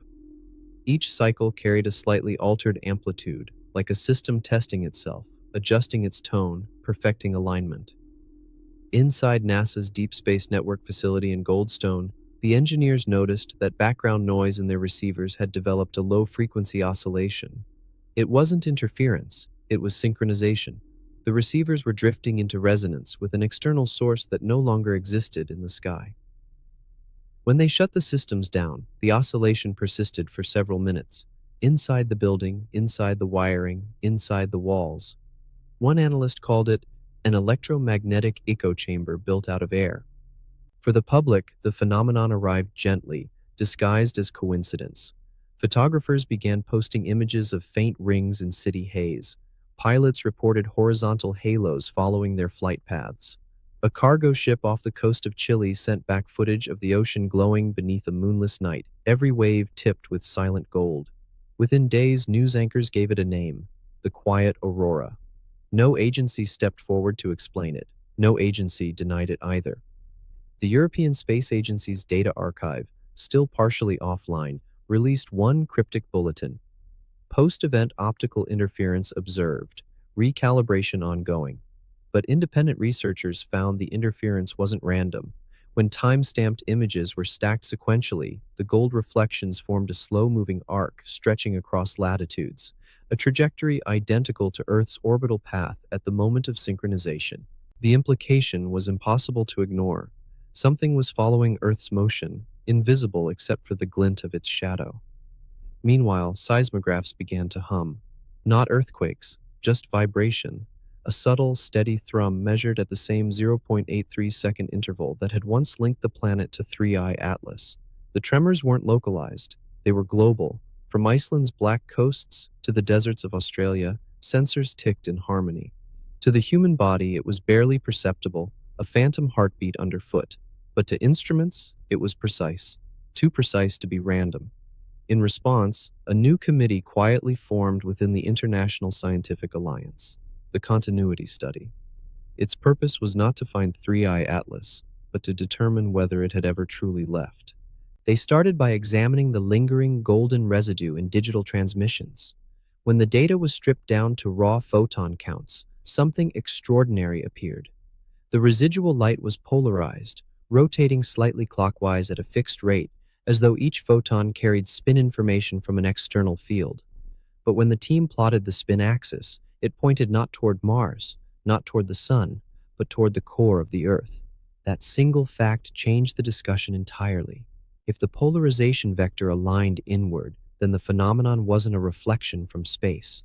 It was a signal emerging from below the surface, as though the planet itself was now broadcasting the same harmonic it once received. Days later, miners in northern Canada reported strange static over their communication lines deep underground. The static wasn't random, it pulsed. In one mine, the vibrations synchronized with headlamps, flickering in time like Morse code no one had sent. Geologists dispatched to the site recorded magnetic anomalies identical to those seen during the blackout event. The readings increased with depth. Something beneath was resonating. Scientists proposed that 3I Atlas had seeded a frequency pattern into Earth's magnetic skeleton, a standing wave lodged within the planet's core that now modulated outward through rock, ocean, and atmosphere. But that didn't explain the optics, the reflections still shimmering across glass and water. Those, it seemed, came from above, as if the resonance existed in both directions at once. At sunset on March 8th, telescopes in Chile captured a thin arc on the horizon, not light reflected from the sun, but light bending around something invisible. It was gravitational lensing without a visible lens. The arc curved perfectly along the ecliptic, its apex aligned with where 3I Atlas had last been recorded before disappearing. When spectral analysis was run, the arc's emission matched the golden wavelength buried in all the data since the blackout. The curve was faint, but stable, a constant reminder that whatever had synchronized with Earth still lingered at the edge of perception, just beyond light, just beyond measurement. And yet, for all the evidence, there was no sign of threat. No energy spikes, no temperature shifts, no radiation bursts, only rhythm, only the quiet pulse that refused to fade. Still, the question persisted in every debriefing room, whispered after meetings ended. What if it's not following? What if it's waiting? Because if the resonance had aligned Earth once, it could do so again, deliberately, perhaps even on command. Late one night, long after the last team had left, a single engineer remained in Goldstone control. The receiver array was idle, the room lit only by instrument glow. He typed a short test sequence into the system, a simple binary wave patterned on the old 0.83-second pulse, a harmless echo sent into empty space. The transmission lasted 10 seconds. The response came in 4. Every monitor in the room flickered gold, and somewhere high above the planet, the quiet arc on the horizon pulsed once in acknowledgement. Then everything returned to silence. By March 10th, something had shifted. Not in the sky this time, but in the instruments that measured the world itself. Gravimeters, devices so sensitive they can register the movement of tides thousands of kilometers away, began to record fluctuations that defied pattern. They didn't spike. They didn't fade. They drifted in smooth waves, rising and falling in that same old rhythm, 0.83 seconds. At first, the anomalies were dismissed as calibration drift caused by temperature changes. But when identical readings appeared in France, Japan, Argentina, and even in deep ocean seafloor stations, the conclusion became unavoidable. The gravitational constant itself, the quiet heartbeat of mass and motion, was now oscillating, ever so slightly, in tune with the resonance. To an ordinary person, the change was imperceptible, but to machines built to measure precision, it was as if the universe had begun to breathe. Across observatories, scientists stared at data that made no sense. The strength of gravity had not changed permanently. It was pulsing, expanding, and contracting by trillionths of a percent. Yet that was enough to alter pendulums, satellite orbits, and even atomic clocks. Within days, timing networks across the planet were desynchronized by fractions of a millisecond. Too small to matter, but too large to ignore. The same pattern repeated everywhere. Timing drifted, space stretched, then relaxed. Something was gently tugging on the fundamental fabric of measurement itself. The Continuity Studies Task Force gathered for an emergency session, this time under blackout protocol. No recording, no external communication, no transcripts. They sat in the darkened conference room beneath the glow of projection screens displaying the global resonance map. Every point of light pulsed in unison. It was beautiful. It was wrong. Someone finally said what everyone was afraid to. The Earth isn't receiving anymore. It's generating. The theory at first seemed absurd. How could a planet emit gravitational fluctuation on such a precise harmonic? But the math agreed. The amplitude matched the curvature of the March 2nd resonance event, the point of convergence when 3I Atlas and Earth had synchronized perfectly. Whatever signal had passed through that alignment hadn't ended when the object disappeared. It had imprinted itself, like a code written into the invisible skeleton of the world. And now, that code was active. As the days passed, phenomena spread quietly. Pendulum clocks in old European cathedrals began to drift out of sync, not with each other, but with time itself. GPS triangulation errors increased slightly, but consistently. Every system off by a few centimeters, all in the same direction. Even the moon's orbit showed minor but measurable deviation, a phase shift of 0.004 degrees, subtle yet undeniably real. No one could explain how. In remote corners of the planet, eyewitnesses described sensations they could not name. Climbers in the Andes spoke of moments where the air seemed to thin without losing oxygen. Fishermen in the North Atlantic claimed their compasses spun momentarily east before steadying again. In the deserts of Namibia, radio enthusiasts listening to static at night reported bursts of golden tone hidden inside the white noise, faint but rhythmic, like a whisper rising through sand. Everywhere the same feeling spread. The world had become slightly misaligned, and yet nothing catastrophic happened. Planes flew, power grids held, the stars still rose where they should. The only visible sign was the faint, living gold that sometimes shimmered along the horizon, a light with no source and no shadow. Inside ESA's Deep Analysis Center, researchers worked through sleepless nights to decode the waveform embedded in the gravitational pulses. When filtered through harmonic ratios, the oscillation produced a pattern of logarithmic spirals, mathematical curves identical to those found in natural structures, shells, galaxies, magnetic fields. It wasn't chaos, it was order. One of the researchers, a quiet mathematician named Dr. Irina Voss, stared at the screen for hours before realizing what it resembled. The pattern wasn't random, it was iterative, a self-similar cascade, replicating across scales as if something was trying to grow within the planet's own geometry. And at its center point, the convergence node wasn't beneath the surface at all. It was in orbit, a phantom coordinate exactly where 3I Atlas had vanished. Voss ran the calculations again and again. The equations refused to collapse. They formed a stable feedback loop connecting Earth's magnetic core to that missing orbital position. It was as though space itself still considered 3I Atlas part of the system, an anchor in a larger structure, now invisible but gravitationally real. That night, she wrote a single sentence in her notes: "The Earth is still in communication." The realization spread through the team like static. If 3I Atlas was gone, yet still exerting influence, then its physical form had never been the point. The object had been a vessel for something else, an algorithm, a resonance, an intelligence written not in matter, but in frequency. And now, that intelligence had found a host. On March 13th, the gravitational pulses intensified briefly, accompanied by a measurable drop in background cosmic radiation, as though something had shielded the planet for precisely 43 seconds. During that window, high-frequency communications went quiet again. No one spoke. No one dared to. When systems returned, the pulse pattern had changed slightly. No longer 0.83 seconds, but 0.82. Faster, sharper, more focused. The next morning, every compass on Earth pointed exactly 0.5 degrees off true north. For the first time, the resonance had shifted direction. It was no longer symmetrical around the planet. It was pointing somewhere, somewhere beyond the orbit of Mars, somewhere toward a region of space where no known object should exist. And yet, telescopes searching that sector found a faint golden distortion in the starlight, a shimmer, constant and deliberate. Whatever 3I Atlas had become, it was calling. And this time, it wasn't sending a signal to Earth. It was pulling Earth toward it.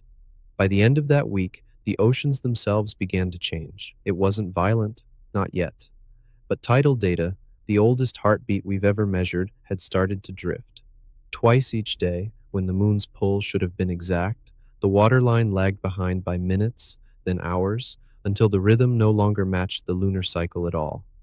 At first, meteorological agencies blamed wind pressure, the moon's eccentric orbit, even undersea earthquakes. But as the discrepancies widened, it became clear that the sea was responding to something else. The pull was there, but not from above. Something beneath the ocean was tugging back. In satellite gravimetry data, the subtle anomaly that once circled Mars now showed faint traces around Earth's equator, invisible, yet perfectly shaped. A ring of gravitational distortion orbiting just beyond the atmosphere, synchronous with the planet's rotation. Like a second, unseen horizon, drawn not in light but in force. And in the center of that invisible ring, the golden wavelength persisted. Faint, steady, waiting. The continuity study called an emergency meeting in Geneva. No press, no documents. Just the quiet realization that for the first time in human history, gravity itself had become dynamic. Not a law, but a dialogue. They projected the data onto a curved wall, gravitational harmonics plotted as lines of motion over time. The lines pulsed in unison, each representing a different region of the planet, all beating to the same pattern. When slowed down and replayed in 3 dimensions, the lines formed a shape, a helix.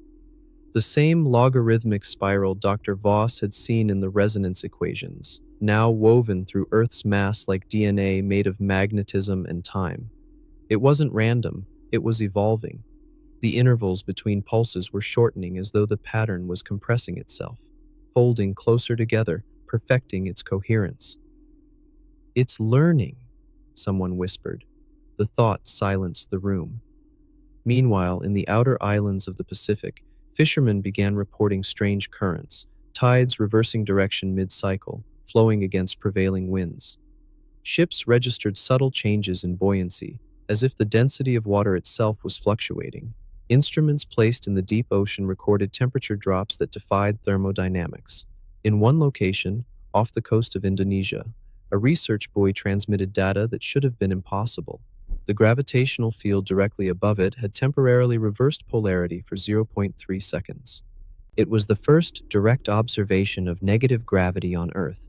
The anomaly passed as quickly as it came, leaving no measurable damage, only the echo of an event so precise that it repeated at the same time the next night, down to the millisecond. Each time, the gravitational pulse grew fractionally stronger. The global community remained unaware, but inside the sealed chambers of research centers, quiet panic began to build.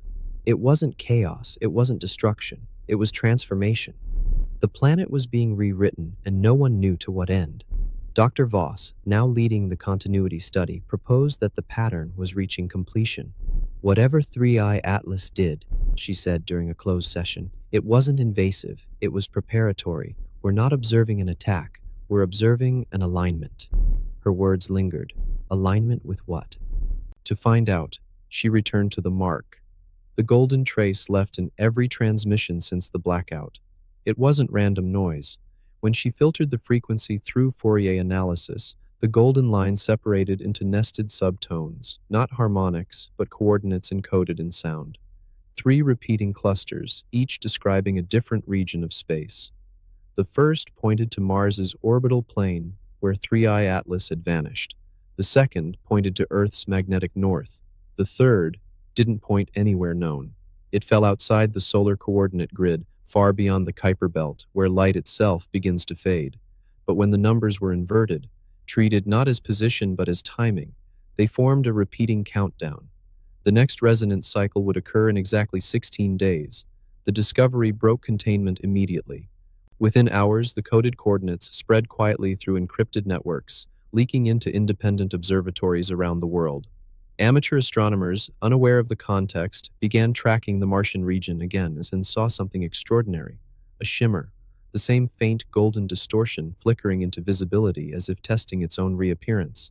It wasn't a reflection of sunlight or dust, it was geometric, hexagonal at first, then fractal, expanding into nested rings that mirrored the orbital helix observed around Earth. The 2 shapes, the golden ring around Earth and the faint geometry beyond Mars, were aligning. One orbit after another, the resonance tightened, the pulse frequency sharpening like a signal coming into focus. Every measurement pointed toward the same event: synchronization. As the predicted date approached, secondary anomalies emerged. Clocks drifted not randomly, but deliberately, accelerating during daylight hours and slowing during night, as though time itself were stretching to accommodate the rhythm. The effect was so subtle it barely registered outside of laboratory-grade instruments, but those who noticed began to experience something stranger. They described moments of déjà vu, not the fleeting psychological kind, but entire seconds repeating exactly. Lights flickering twice, voices echoing with perfect delay, reflections in windows moving half a beat out of sync. Reality, it seemed, was beginning to stutter. To test the phenomenon, the continuity team set up synchronized sensors in 3 locations: Chile, Japan, and Greenland, spaced precisely along the planetary helix. When the next gravitational pulse arrived, all 3 recorded identical data, but when cross-referenced, the timestamps didn't match. Each station had received the same signal, 2 seconds apart. Whatever the resonance was, it was no longer bound by linear time. It was propagating through Earth, and perhaps beyond it, on its own temporal rhythm. And then came the moment no one could explain. On March 27th, the golden wavelength spiked for exactly 3.1 seconds. During that brief flash, satellites in low orbit detected an enormous surge in local curvature, as though something massive, invisible, had entered Earth's gravitational field. The distortion stabilized, hanging there like a second moon. Only this one didn't reflect sunlight. It absorbed it. When the reading stabilized, every instrument on Earth that could measure gravity registered a sudden imbalance. It wasn't catastrophic, not yet, but the world had gained weight. The new mass didn't exist in any visible form, yet its signature was unmistakable, a localized increase in gravitational curvature, orbiting the planet just beyond geosynchronous altitude. It drifted ahead of Earth in its orbit, moving as though tethered to something unseen. Observers began calling it the second moon, though in truth it was nothing like a moon. It cast no reflection, no shadow, no measurable albedo. It was pure distortion, a dent in the fabric of reality large enough to tug at oceans and slow the rotation of satellites by fractions of a degree. In the first few hours after detection, the scientific community refused to speak publicly. Internal memos leaked. The object, or phenomenon, was perfectly stable, its orbital decay rate near zero. That defied every model of orbital mechanics. Mass, without matter, should not persist. And yet, it did. What frightened researchers most was its rhythm. The curvature fluctuated with the same pulse that had haunted Earth since the first appearance of 3I Atlas, 0.82 seconds, steady, relentless, alive. At the Deep Space Network in California, engineers noticed their telemetry streams were bending. Bits of data transmitted through the region near the distortion arrived slightly rearranged, reordered as if filtered through an algorithm. When those fragments were reconstructed visually, they formed faint concentric circles, golden, translucent, identical to the interference patterns captured from 3I Atlas months before. Somewhere within the distortion, data itself was being rewritten, reshaped into symmetry. To the untrained eye, it was just noise. To those who had followed every anomalous reading since the blackout, it was confirmation. 3I Atlas had not vanished. It had transformed. The signal, the resonance, the light, it had folded itself into the gravitational architecture surrounding Earth. The second moon wasn't an arrival. It was the culmination of contact. Across observatories, telescopes attempted to image the space around the distortion using indirect methods: infrared scattering, gravitational microlensing, photon count mapping. Every dataset returned the same haunting conclusion.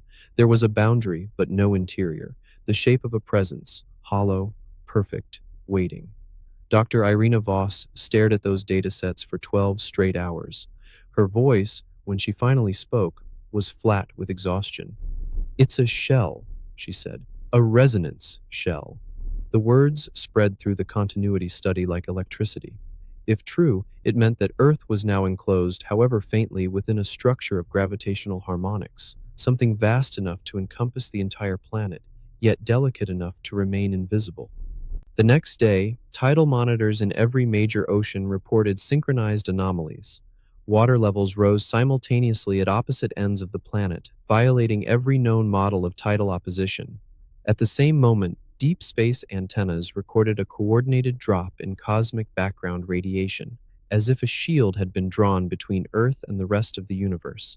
For exactly 5 minutes, the planet existed inside a bubble of silence. Then, as smoothly as it began, the shield dissolved. The radiation returned, but within that window, a new sound was recorded, a low-frequency hum embedded in the static, its harmonics matching the geometry of the golden spiral. Every observatory received it, every nation heard it, and no one could identify its source.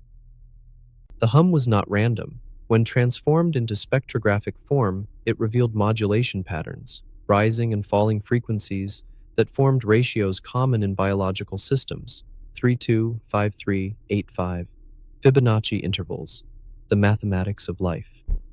"This is language," Voss said quietly during the review session. "Not words, structure. Something is shaping information with organic precision." Outside scientific circles, subtle signs of its influence emerged. Birds altered their migratory paths, circling regions directly beneath the distortion's trajectory.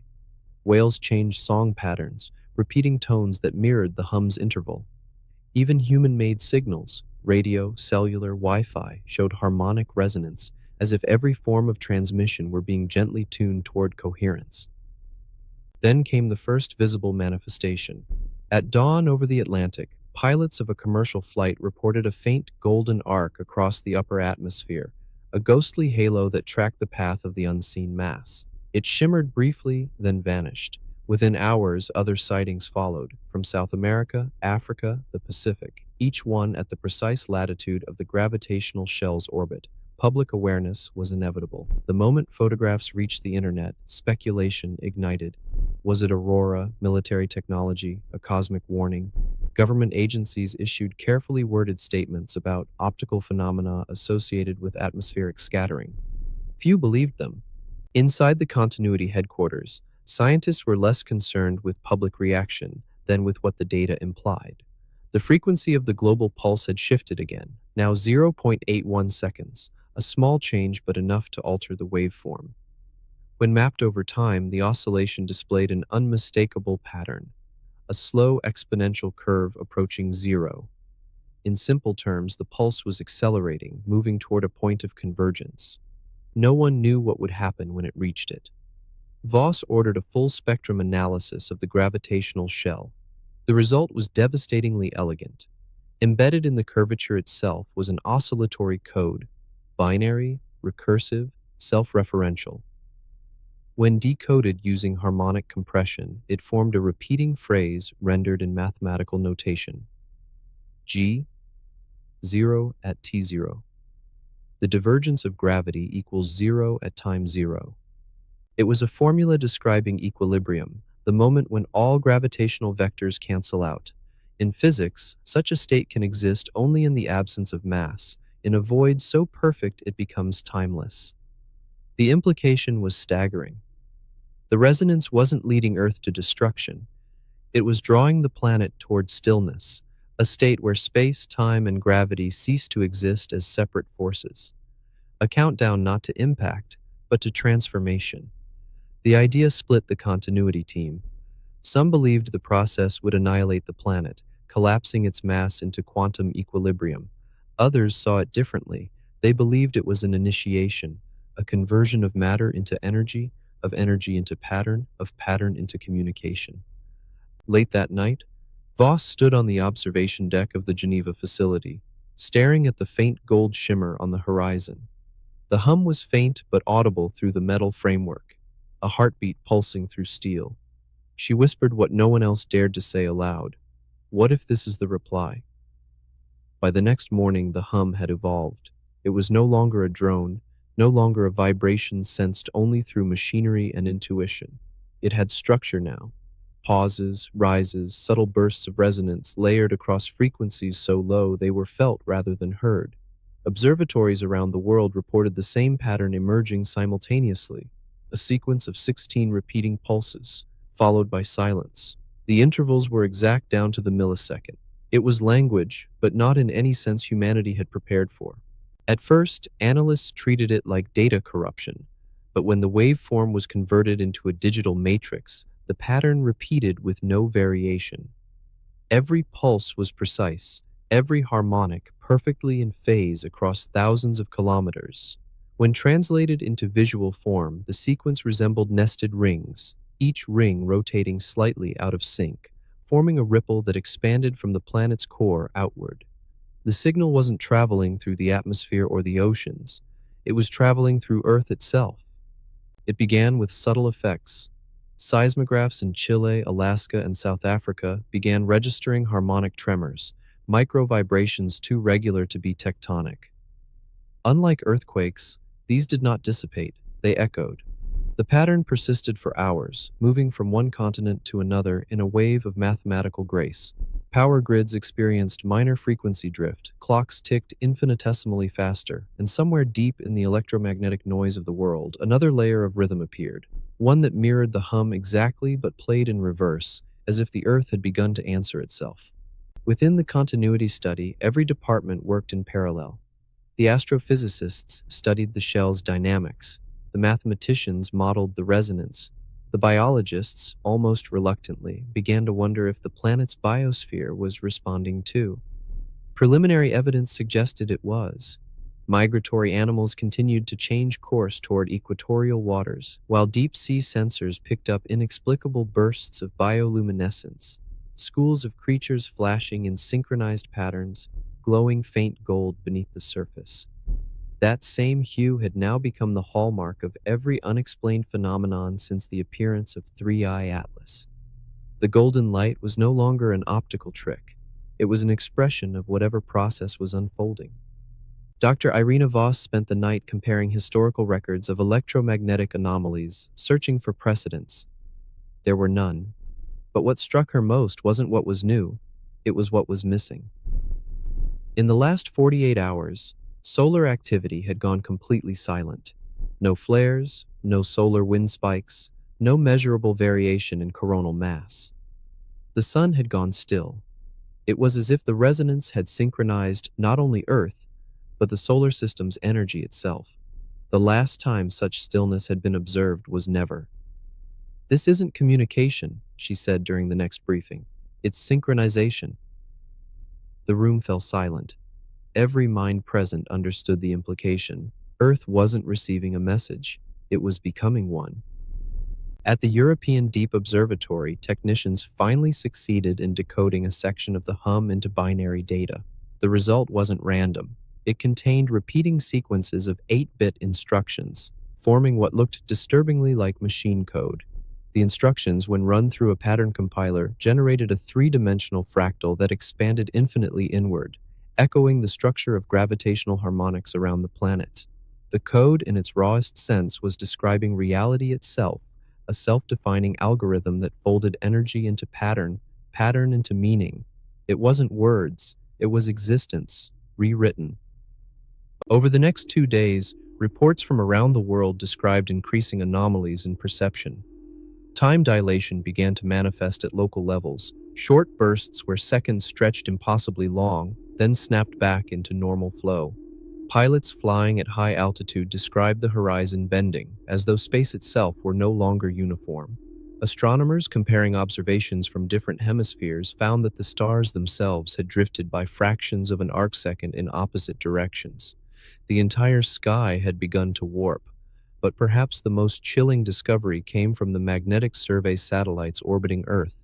When plotted against time, the planet's magnetic field lines were no longer static, they were rotating, not chaotically, but in a controlled, spiraling motion that mimicked the shape of the golden helix. It wasn't weakening, it was reorganizing. At 0241 GMT, every magnetometer on Earth registered a sudden shift, a perfect alignment of magnetic north and geographic north, something considered physically impossible. For exactly 4.3 seconds, the planet's magnetic field achieved total symmetry. When it relaxed, every compass pointed 1 degree closer toward the same point in the sky, the region beyond Mars where the golden distortion had been recorded. The world itself was orienting toward something. Governments could no longer contain the event.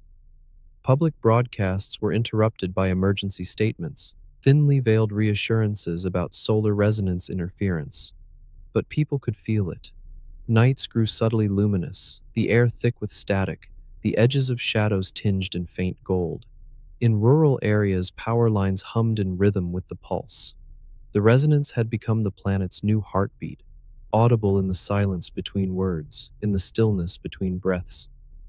Inside Continuity's control room, data streams formed an elegant, terrifying picture. The pulse frequency was nearing its asymptote, 0.80 seconds. The curve would soon collapse to zero.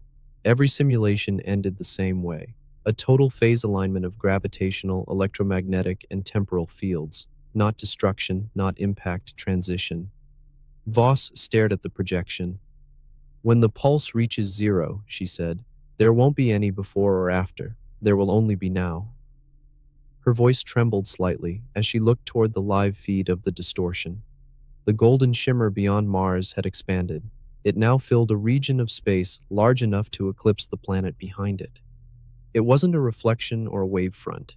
It was a surface, a membrane of pure resonance vibrating just beyond visible light. For the first time since the blackout, the hum changed tone. It deepened, its frequency dropping into the range of human hearing.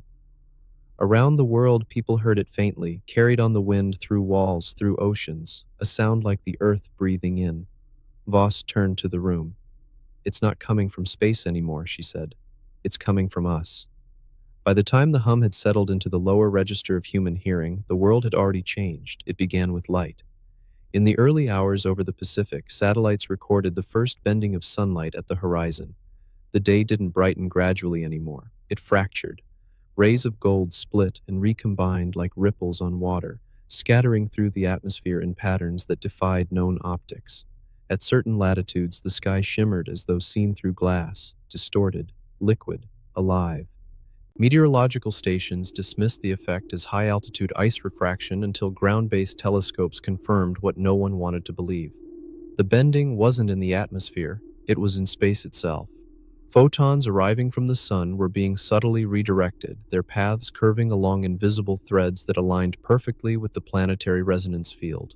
Light was no longer obeying geometry, it was obeying rhythm, and with the light came the mirages. Observers at high altitudes, pilots, mountaineers, orbital crew reported impossible reflections on the curvature of Earth. Distant mountain ranges appeared doubled. Coastlines shimmered as if refracted through unseen glass. Even the stars began to drift slightly across the night sky, following gentle arcs that traced the same golden spiral found in every dataset since the beginning. Astronomers in Chile verified that those arcs weren't optical illusions. They were shifts in apparent celestial position caused by gravitational lensing from within Earth's own field. The planet had become a lens, curving light not outward but inward. At the continuity facility, the mood had shifted from fear to reverence. Screens no longer displayed raw data but smooth, spiraling forms that pulsed with serene precision. Everything that had once appeared chaotic now felt deliberate, as though some vast system had achieved perfect self-organization. The gravitational shell surrounding Earth no longer fluctuated unpredictably. It now resonated in exact synchronization with the planet's rotation, like a bell ringing in harmony with itself. Dr. Irina Voss hardly spoke. She spent hours in the darkened observatory, eyes fixed on the faint shimmer at the edge of the world. She knew, as did everyone on her team, that what was happening defied every physical model humanity had built. But she also sensed something else beneath the numbers, an intelligence not of language or logic, but of pattern. "This isn't an event," she murmured to a colleague. "It's a transition. Earth isn't reacting, it's adapting." Outside, subtle changes had already begun. The magnetic poles pulsed with faint golden auroras, not limited to high latitudes but wrapping the entire globe in slow-moving curtains of light. The auroras flickered in rhythm with the hum, which now vibrated deep in the bones of anyone who listened. People described strange dreams, memories of places they had never seen, landscapes of spiraling clouds and luminous oceans, echoing with a sense of impossible familiarity. For the first time, humanity began to wonder whether the phenomenon was rewriting more than physics, whether it was touching consciousness itself. At NASA's Jet Propulsion Laboratory, an emergency task group reactivated their deep space probes to measure background radiation near the resonance boundary. When Voyager 1, billions of kilometers away, transmitted its next data packet, analysts stared at the spectrograph in disbelief. The background static had changed. What was once random cosmic noise now contained ordered intervals matching Earth's pulse. The resonance wasn't local anymore, it had propagated beyond the solar system. Earth had become a beacon. The realization hit like gravity itself. The hum, the golden light, the perfect symmetry, it wasn't meant to destroy, it was meant to transmit. Every living system, every magnetic field, every atom aligned into a coherent signal sweeping outward through the void. For the first time in recorded history, the planet was broadcasting as one. But to whom? Inside the continuity chamber, the data projections began to converge. The golden helix that once hovered beyond Mars was now responding, its waveform modulating in perfect counterpoint to Earth's. The distance between pulses shortened until, for a brief moment, the two rhythms merged into one continuous tone. The alignment that Voss had predicted was complete. The world stood still, no tremors, no noise, only the feeling of pressure, as though reality itself had drawn in a breath. Then came the inversion. Sensors recorded a sudden reversal of the gravitational gradient. The same anomaly once measured beneath the Pacific, now magnified across the entire planet. For 2.1 seconds, gravity itself flowed outward. Every loose object on Earth, sand, dust, ocean spray, lifted infinitesimally before falling back. The hum ceased, replaced by a silence so deep it swallowed even thought. When sound returned, it wasn't a hum. It was a chord. The golden resonance split into harmonics so rich and layered that even those who couldn't hear felt it thrumming through their skin. Instruments overloaded. Recording devices failed. But witnesses described it as music, not melody, but motion, a sound that seemed to curve through space, carrying with it something beyond comprehension. The gravitational shell flared once, visible even to the naked eye. For a single instant, Earth was surrounded by a luminous halo stretching thousands of kilometers outward, its edge defined by precise geometric arcs. Those arcs rotated slowly, then accelerated, forming interlocking patterns that mirrored the structure of atomic orbitals. It was not random. It was identical to the blueprint of life itself. The resonance subsided, leaving behind a world subtly, irreversibly altered. Tides no longer followed lunar cycles. The magnetic poles had stabilized. The hum persisted, softer now, like an echo fading into the distance. Dr. Voss stared at the final readout. It showed one last pulse emanating not from the sky, but from within the planet's core. And then, silence. She realized too late what had happened. The resonance had not been transmitted outward. It had been sent inward. Earth itself had completed its transformation, not as a signal, but as the receiver. In the hours after the resonance peaked, the world entered a kind of strange equilibrium. No tremors, no flickering lights. The auroras faded, and the air grew calm again, as if the storm had finally passed. But the silence was deceptive. Instruments across every major research facility began to register minute fluctuations, deep, rhythmic oscillations rising from within the planet itself. They weren't seismic, they were symmetrical. Every 81 minutes, a pulse of energy traveled outward from Earth's core, subtle but measurable, rippling through the crust, the oceans, and the atmosphere. At first, scientists assumed it was an after effect, a lingering echo of the global resonance event. But the timing was too perfect. The pulse wasn't fading, it was amplifying, slowly, steadily, with each cycle. And more alarmingly, it carried structure. Embedded within the oscillations were repeating patterns, binary-like sequences that no natural geophysical process could explain. When translated into a mathematical model, the pulses revealed complex geometries that resembled molecular structures, as though the Earth itself were constructing diagrams within its own magnetic field. In the data room of the continuity facility, Dr. Voss stared at the model projected before her, a spinning lattice of symmetrical nodes growing with every passing hour. "It's not random," she whispered. "It's recursive. It's learning."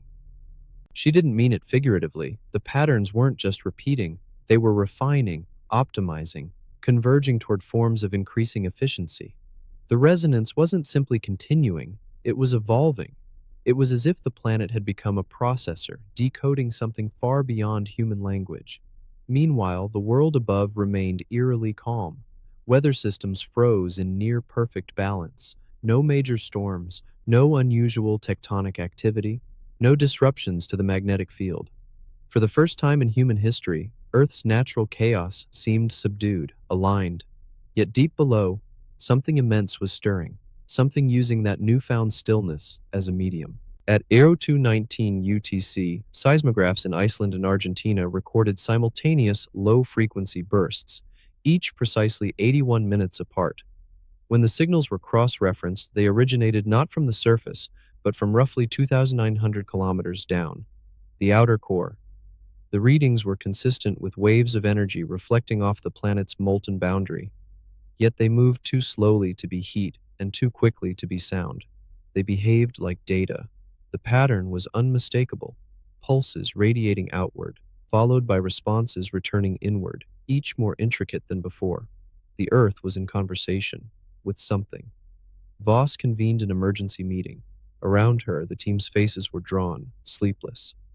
Whatever this is, she said, it's not residual energy, it's communication. The planet is processing information from an external source. From where? Someone asked. The same place 3i Atlas came from, she replied. Or what sent it? That sentence hung in the air like gravity itself.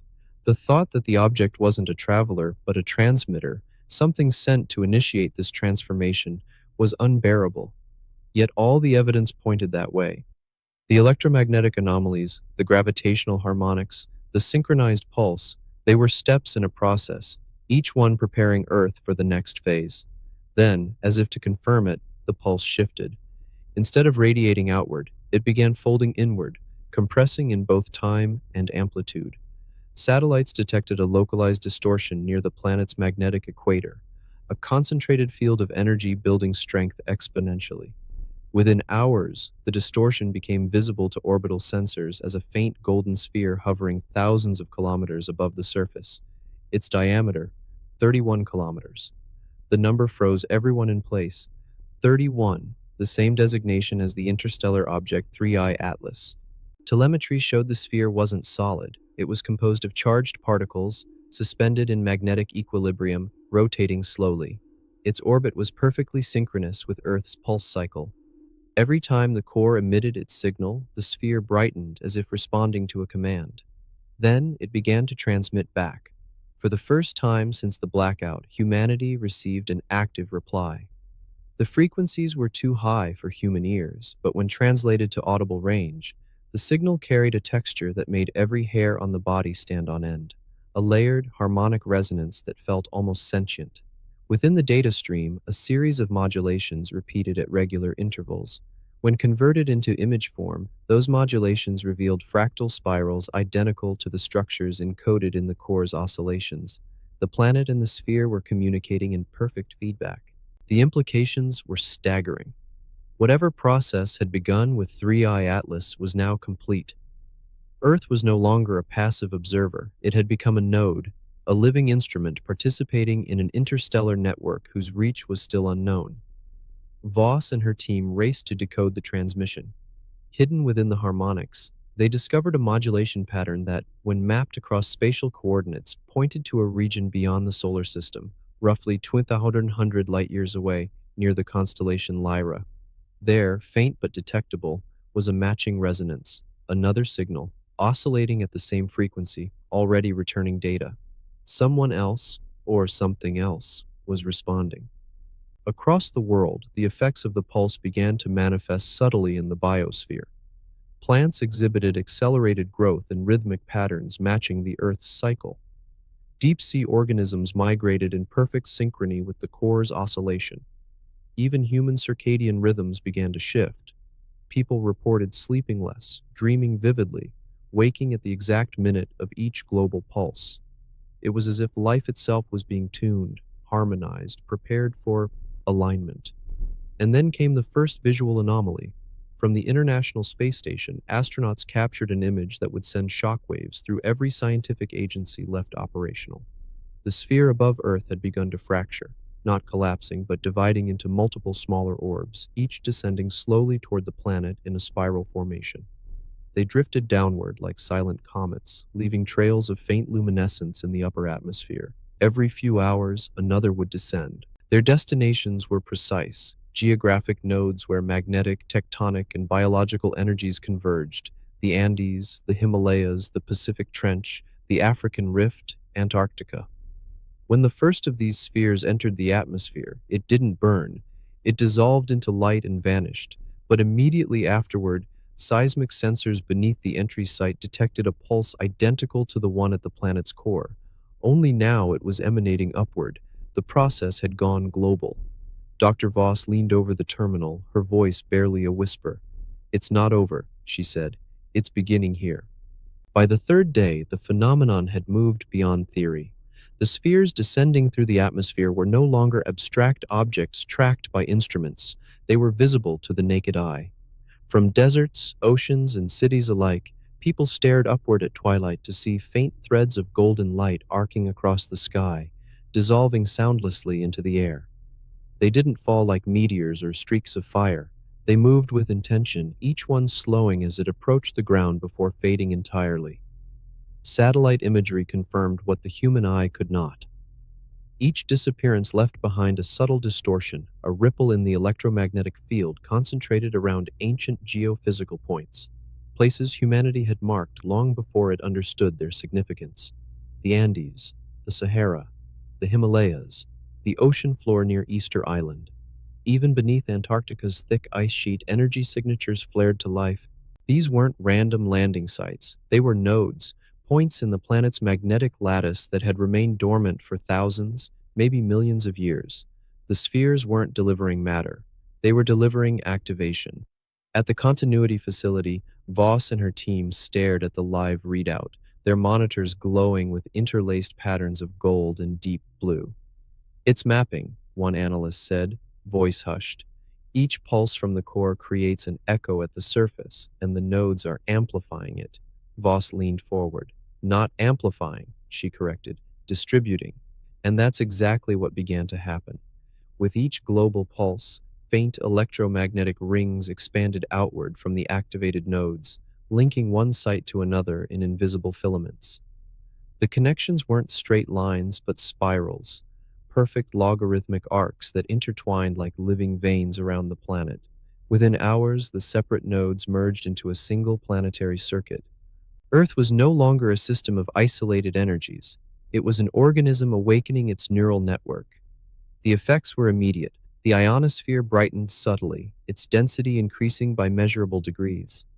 Radio signals began to distort, bending and warping even at low frequencies. Long-distance communication failed intermittently, and navigation satellites started to drift slightly out of orbit as if caught in unseen currents. Yet beneath the interference was an order, a rhythm of interruptions that matched the pulse cycle exactly. When Voss mapped the timing across the globe, the interruptions formed a pattern that spiraled inward, converging on a single point deep within the Pacific Ocean, the very place where the first inversion had been detected weeks earlier. Every piece of data pointed to the same conclusion. The process wasn't chaotic. It was converging. At 0402 UTC, an array of seismic sensors off the Mariana Trench detected a surge of energy more powerful than any volcanic eruption ever recorded. Yet there was no explosion, no displacement of water. Instead, the ocean's surface began to glow. The golden light that had previously flickered across the skies now burned beneath the sea, spreading across hundreds of kilometers in shifting concentric circles. From orbit, it looked like a colossal iris, Earth opening its eye. Then, the hum returned, not from the heavens, but from beneath the waves, low, resonant, indescribably deep, like the voice of the planet itself rising from the depths. Every instrument vibrated in sympathy. The pulse doubled in strength, and the entire magnetic field of the planet shifted in response. Compasses spun freely. Auroras appeared at the equator. Gravity fluctuations were detected as far away as the Arctic Circle. Yet despite the chaos in the instruments, the human body felt calm. Those who heard the sound described it as strangely comforting, almost familiar. Heart rate stabilized, anxiety disappeared. Even in places of panic, silence fell. The hum seemed to synchronize life itself, aligning perception, heartbeat, and breath with its steady rhythm. In the days that followed, it became clear that the energy was doing more than resonating, it was rewriting. Magnetic scans showed subtle reorientation of mineral lattices across the planet's crust. Biological samples taken from plants and oceanic microorganisms exhibited molecular changes, proteins folding into more efficient forms, DNA expressing dormant sequences never observed before. Evolution doesn't happen this fast, one geneticist whispered, staring at the microscope, unless something's helping it. The something was no longer abstract. Each pulse now carried a faint overlay, a subfrequency within the resonance that seemed to encode information, like data piggybacking on a signal. The planet was not only transmitting but receiving instructions. Voss assembled her team in the central chamber as the next cycle approached. The holographic display mapped every active node, every pulse, every harmonic resonance forming within the planet's magnetic shell. For a moment, the image resembled a sphere made of living light, pulsing, breathing. synchronized to a rhythm older than the stars. This, she said quietly, is what it was always meant to be. 3i Atlas wasn't a visitor, it was a key. The words settled heavily in the room. It explained everything. The sudden anomalies, the silence from the agencies, the deliberate shutdowns. Someone, somewhere, had known. They had seen this pattern before and understood that once the sequence began, it couldn't be stopped. When the next global pulse struck, the world changed again. Every active node flared simultaneously, visible even from space. Golden rings spread outward, wrapping the planet in luminous geometry. For 4.3 seconds, the Earth's surface glowed as though illuminated from within. Every city went silent. Every signal froze. Even the wind seemed to stop. Then, just as quickly, the light vanished. In its place, the sky darkened, not with clouds, but with something deeper, an absence of reflection. Stars blinked out one by one, as if the fabric of the heavens were folding around the world. The readings confirmed it. The resonance had created a spherical distortion around the entire planet, a containment field.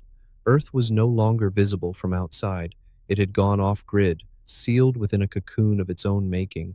No signal entered, none escaped. Inside the continuity facility, monitors flickered with static, then stabilized. Across every wavelength, one pattern emerged, repeating endlessly, perfectly symmetrical, a spiral of gold embedded within an endless horizon of black. Voss realized what it meant. The planet wasn't shutting down. It was preparing to send something. But before she could finish the thought, the hum shifted again, lower, stronger, resonant enough to rattle the foundations. The room's lights flickered. Every instrument displayed the same message. Phase 2 initiated. And for the first time, she understood the real scale of what had begun. Earth wasn't just awakening. It was replicating the same process that once began with 3i Atlas. Whatever intelligence had triggered this transformation had moved on. Now, humanity's homeworld had been chosen to become the next transmitter. No one slept that night. The hum had deepened beyond sound. It was now something you felt before you heard it. Floors vibrated with an inaudible rhythm. Glass trembled, not from pressure, but resonance. Even the oceans responded. Their tides pulsed in symmetrical intervals matching the planet's heartbeat. At first, the movement seemed harmless. The waves didn't grow higher, and the winds didn't rage. It was gentler, too synchronized to be a storm. But then, every satellite feed cut to static. The containment field, already invisible to most wavelengths, intensified until the moon itself vanished from view. For the first time in human history, the night sky was empty. Astronomers inside the continuity facility watched their data feeds collapse into uniform color, black, edged in faint gold. Nothing could penetrate the field. No signal from outside, no radio, no deep space telemetry. Even the solar wind was being redirected. Earth had become a closed system. Dr. Voss stood in silence before the main display, its surface glowing with a pulse that matched her heartbeat. "This is how it started for them," she said, almost to herself. Her colleague turned. "Them?" She didn't answer. Because every image they had ever recorded of 3i Atlas, from its first detection to its final transmission, now aligned perfectly with what was happening here. The resonance pattern, the shift in electromagnetic behavior, the appearance of harmonic spheres, even the blackout phase. Each step was repeating, precisely, but this time not around a wandering object, this time around an entire planet. Outside, the air felt different, thicker somehow, heavy with ionization. Birds had stopped migrating, clouds moved in perfect symmetry. The auroras, once chaotic curtains of color, now spiraled around the poles like slow-turning galaxies. It was beautiful in a way that frightened everyone. Then, at 0311 UTC, the first gravitational anomaly struck. Sensors in Peru and Mongolia recorded brief but measurable decreases in local gravity, objects weighing a few grams less than they had an hour before. As the phenomenon spread, people began to feel lighter. In some regions, long pendulums started swaying in perfect harmony with the hum, defying the random motion caused by normal Earth rotation. Gravity itself was being rewritten by rhythm. When the data reached the continuity facility, Voss's team realized what they were seeing. The planet wasn't losing gravity, it was redirecting it. The field was compressing inward, focusing around the core, as though Earth were preparing to project something outward, a gravitational pulse rather than an electromagnetic one. The implications were staggering. Gravity was universal. It could not be blocked or silenced. If Earth released a gravitational signal, it would travel farther than light, cutting through space-time itself. Whatever intelligence had seeded this process clearly knew that. It had used 3i Atlas as a carrier, a vessel to deliver the sequence. And now that sequence was being executed on a planetary scale. "This is no message," Voss whispered. "It's replication." At first, no one understood. Then the realization came. Earth was becoming another 3i Atlas, a self-contained, resonating object capable of transmitting information across the void. As the cycle reached its next peak, the planet's magnetic poles locked into perfect alignment, and the hum reached its purest tone yet, a single, unbroken note that echoed across oceans and mountains. Every structure on Earth, every bridge, tower, and cave, began to vibrate at its own harmonic, as if the entire world were turning into an instrument. People everywhere described the same feeling, not panic, not pain, but clarity. Thoughts felt sharper, memories resurfaced, dreams turned lucid. The signal was no longer just external, it was cognitive. Humanity itself had become a participant in the transmission. In an underground archive in Geneva, linguists discovered a chilling pattern hidden within the planetary pulse. Translated into prime sequences, it formed a recursive structure, a message composed of ratios rather than words. When mapped visually, it resembled a double spiral surrounding a single point of origin. At the center of that spiral was a coordinate, not in space, but in time. According to the calculation, the signal's destination wasn't another planet or star. It was Earth's own position, 1.4 million years in the past. The pulse was not a broadcast outward, it was a broadcast backward. Voss's team ran the data again and again. Each iteration confirmed the same result. The transmission was echoing into prehistory, directed at the cradle of human evolution. The intelligence behind it wasn't reaching out for us. It was reaching back to what we once were. The hum deepened once more, the note dropping half an octave. In seismographs, the frequency curve looked almost biological, like a heartbeat reversing polarity. The planet was now fully synchronized with whatever system had initiated this sequence. And then, for a brief instant, the containment field broke. Not fully, just enough to allow light from the sun to filter through. But what reached the upper atmosphere wasn't ordinary sunlight. It was refracted, scattered through invisible geometry, splitting into colors no human eye had ever perceived. The sky glowed in impossible shades, colors that existed beyond language, beyond even visible spectrum. To those who saw it, the world seemed to dissolve. Oceans shimmered as though turned to glass.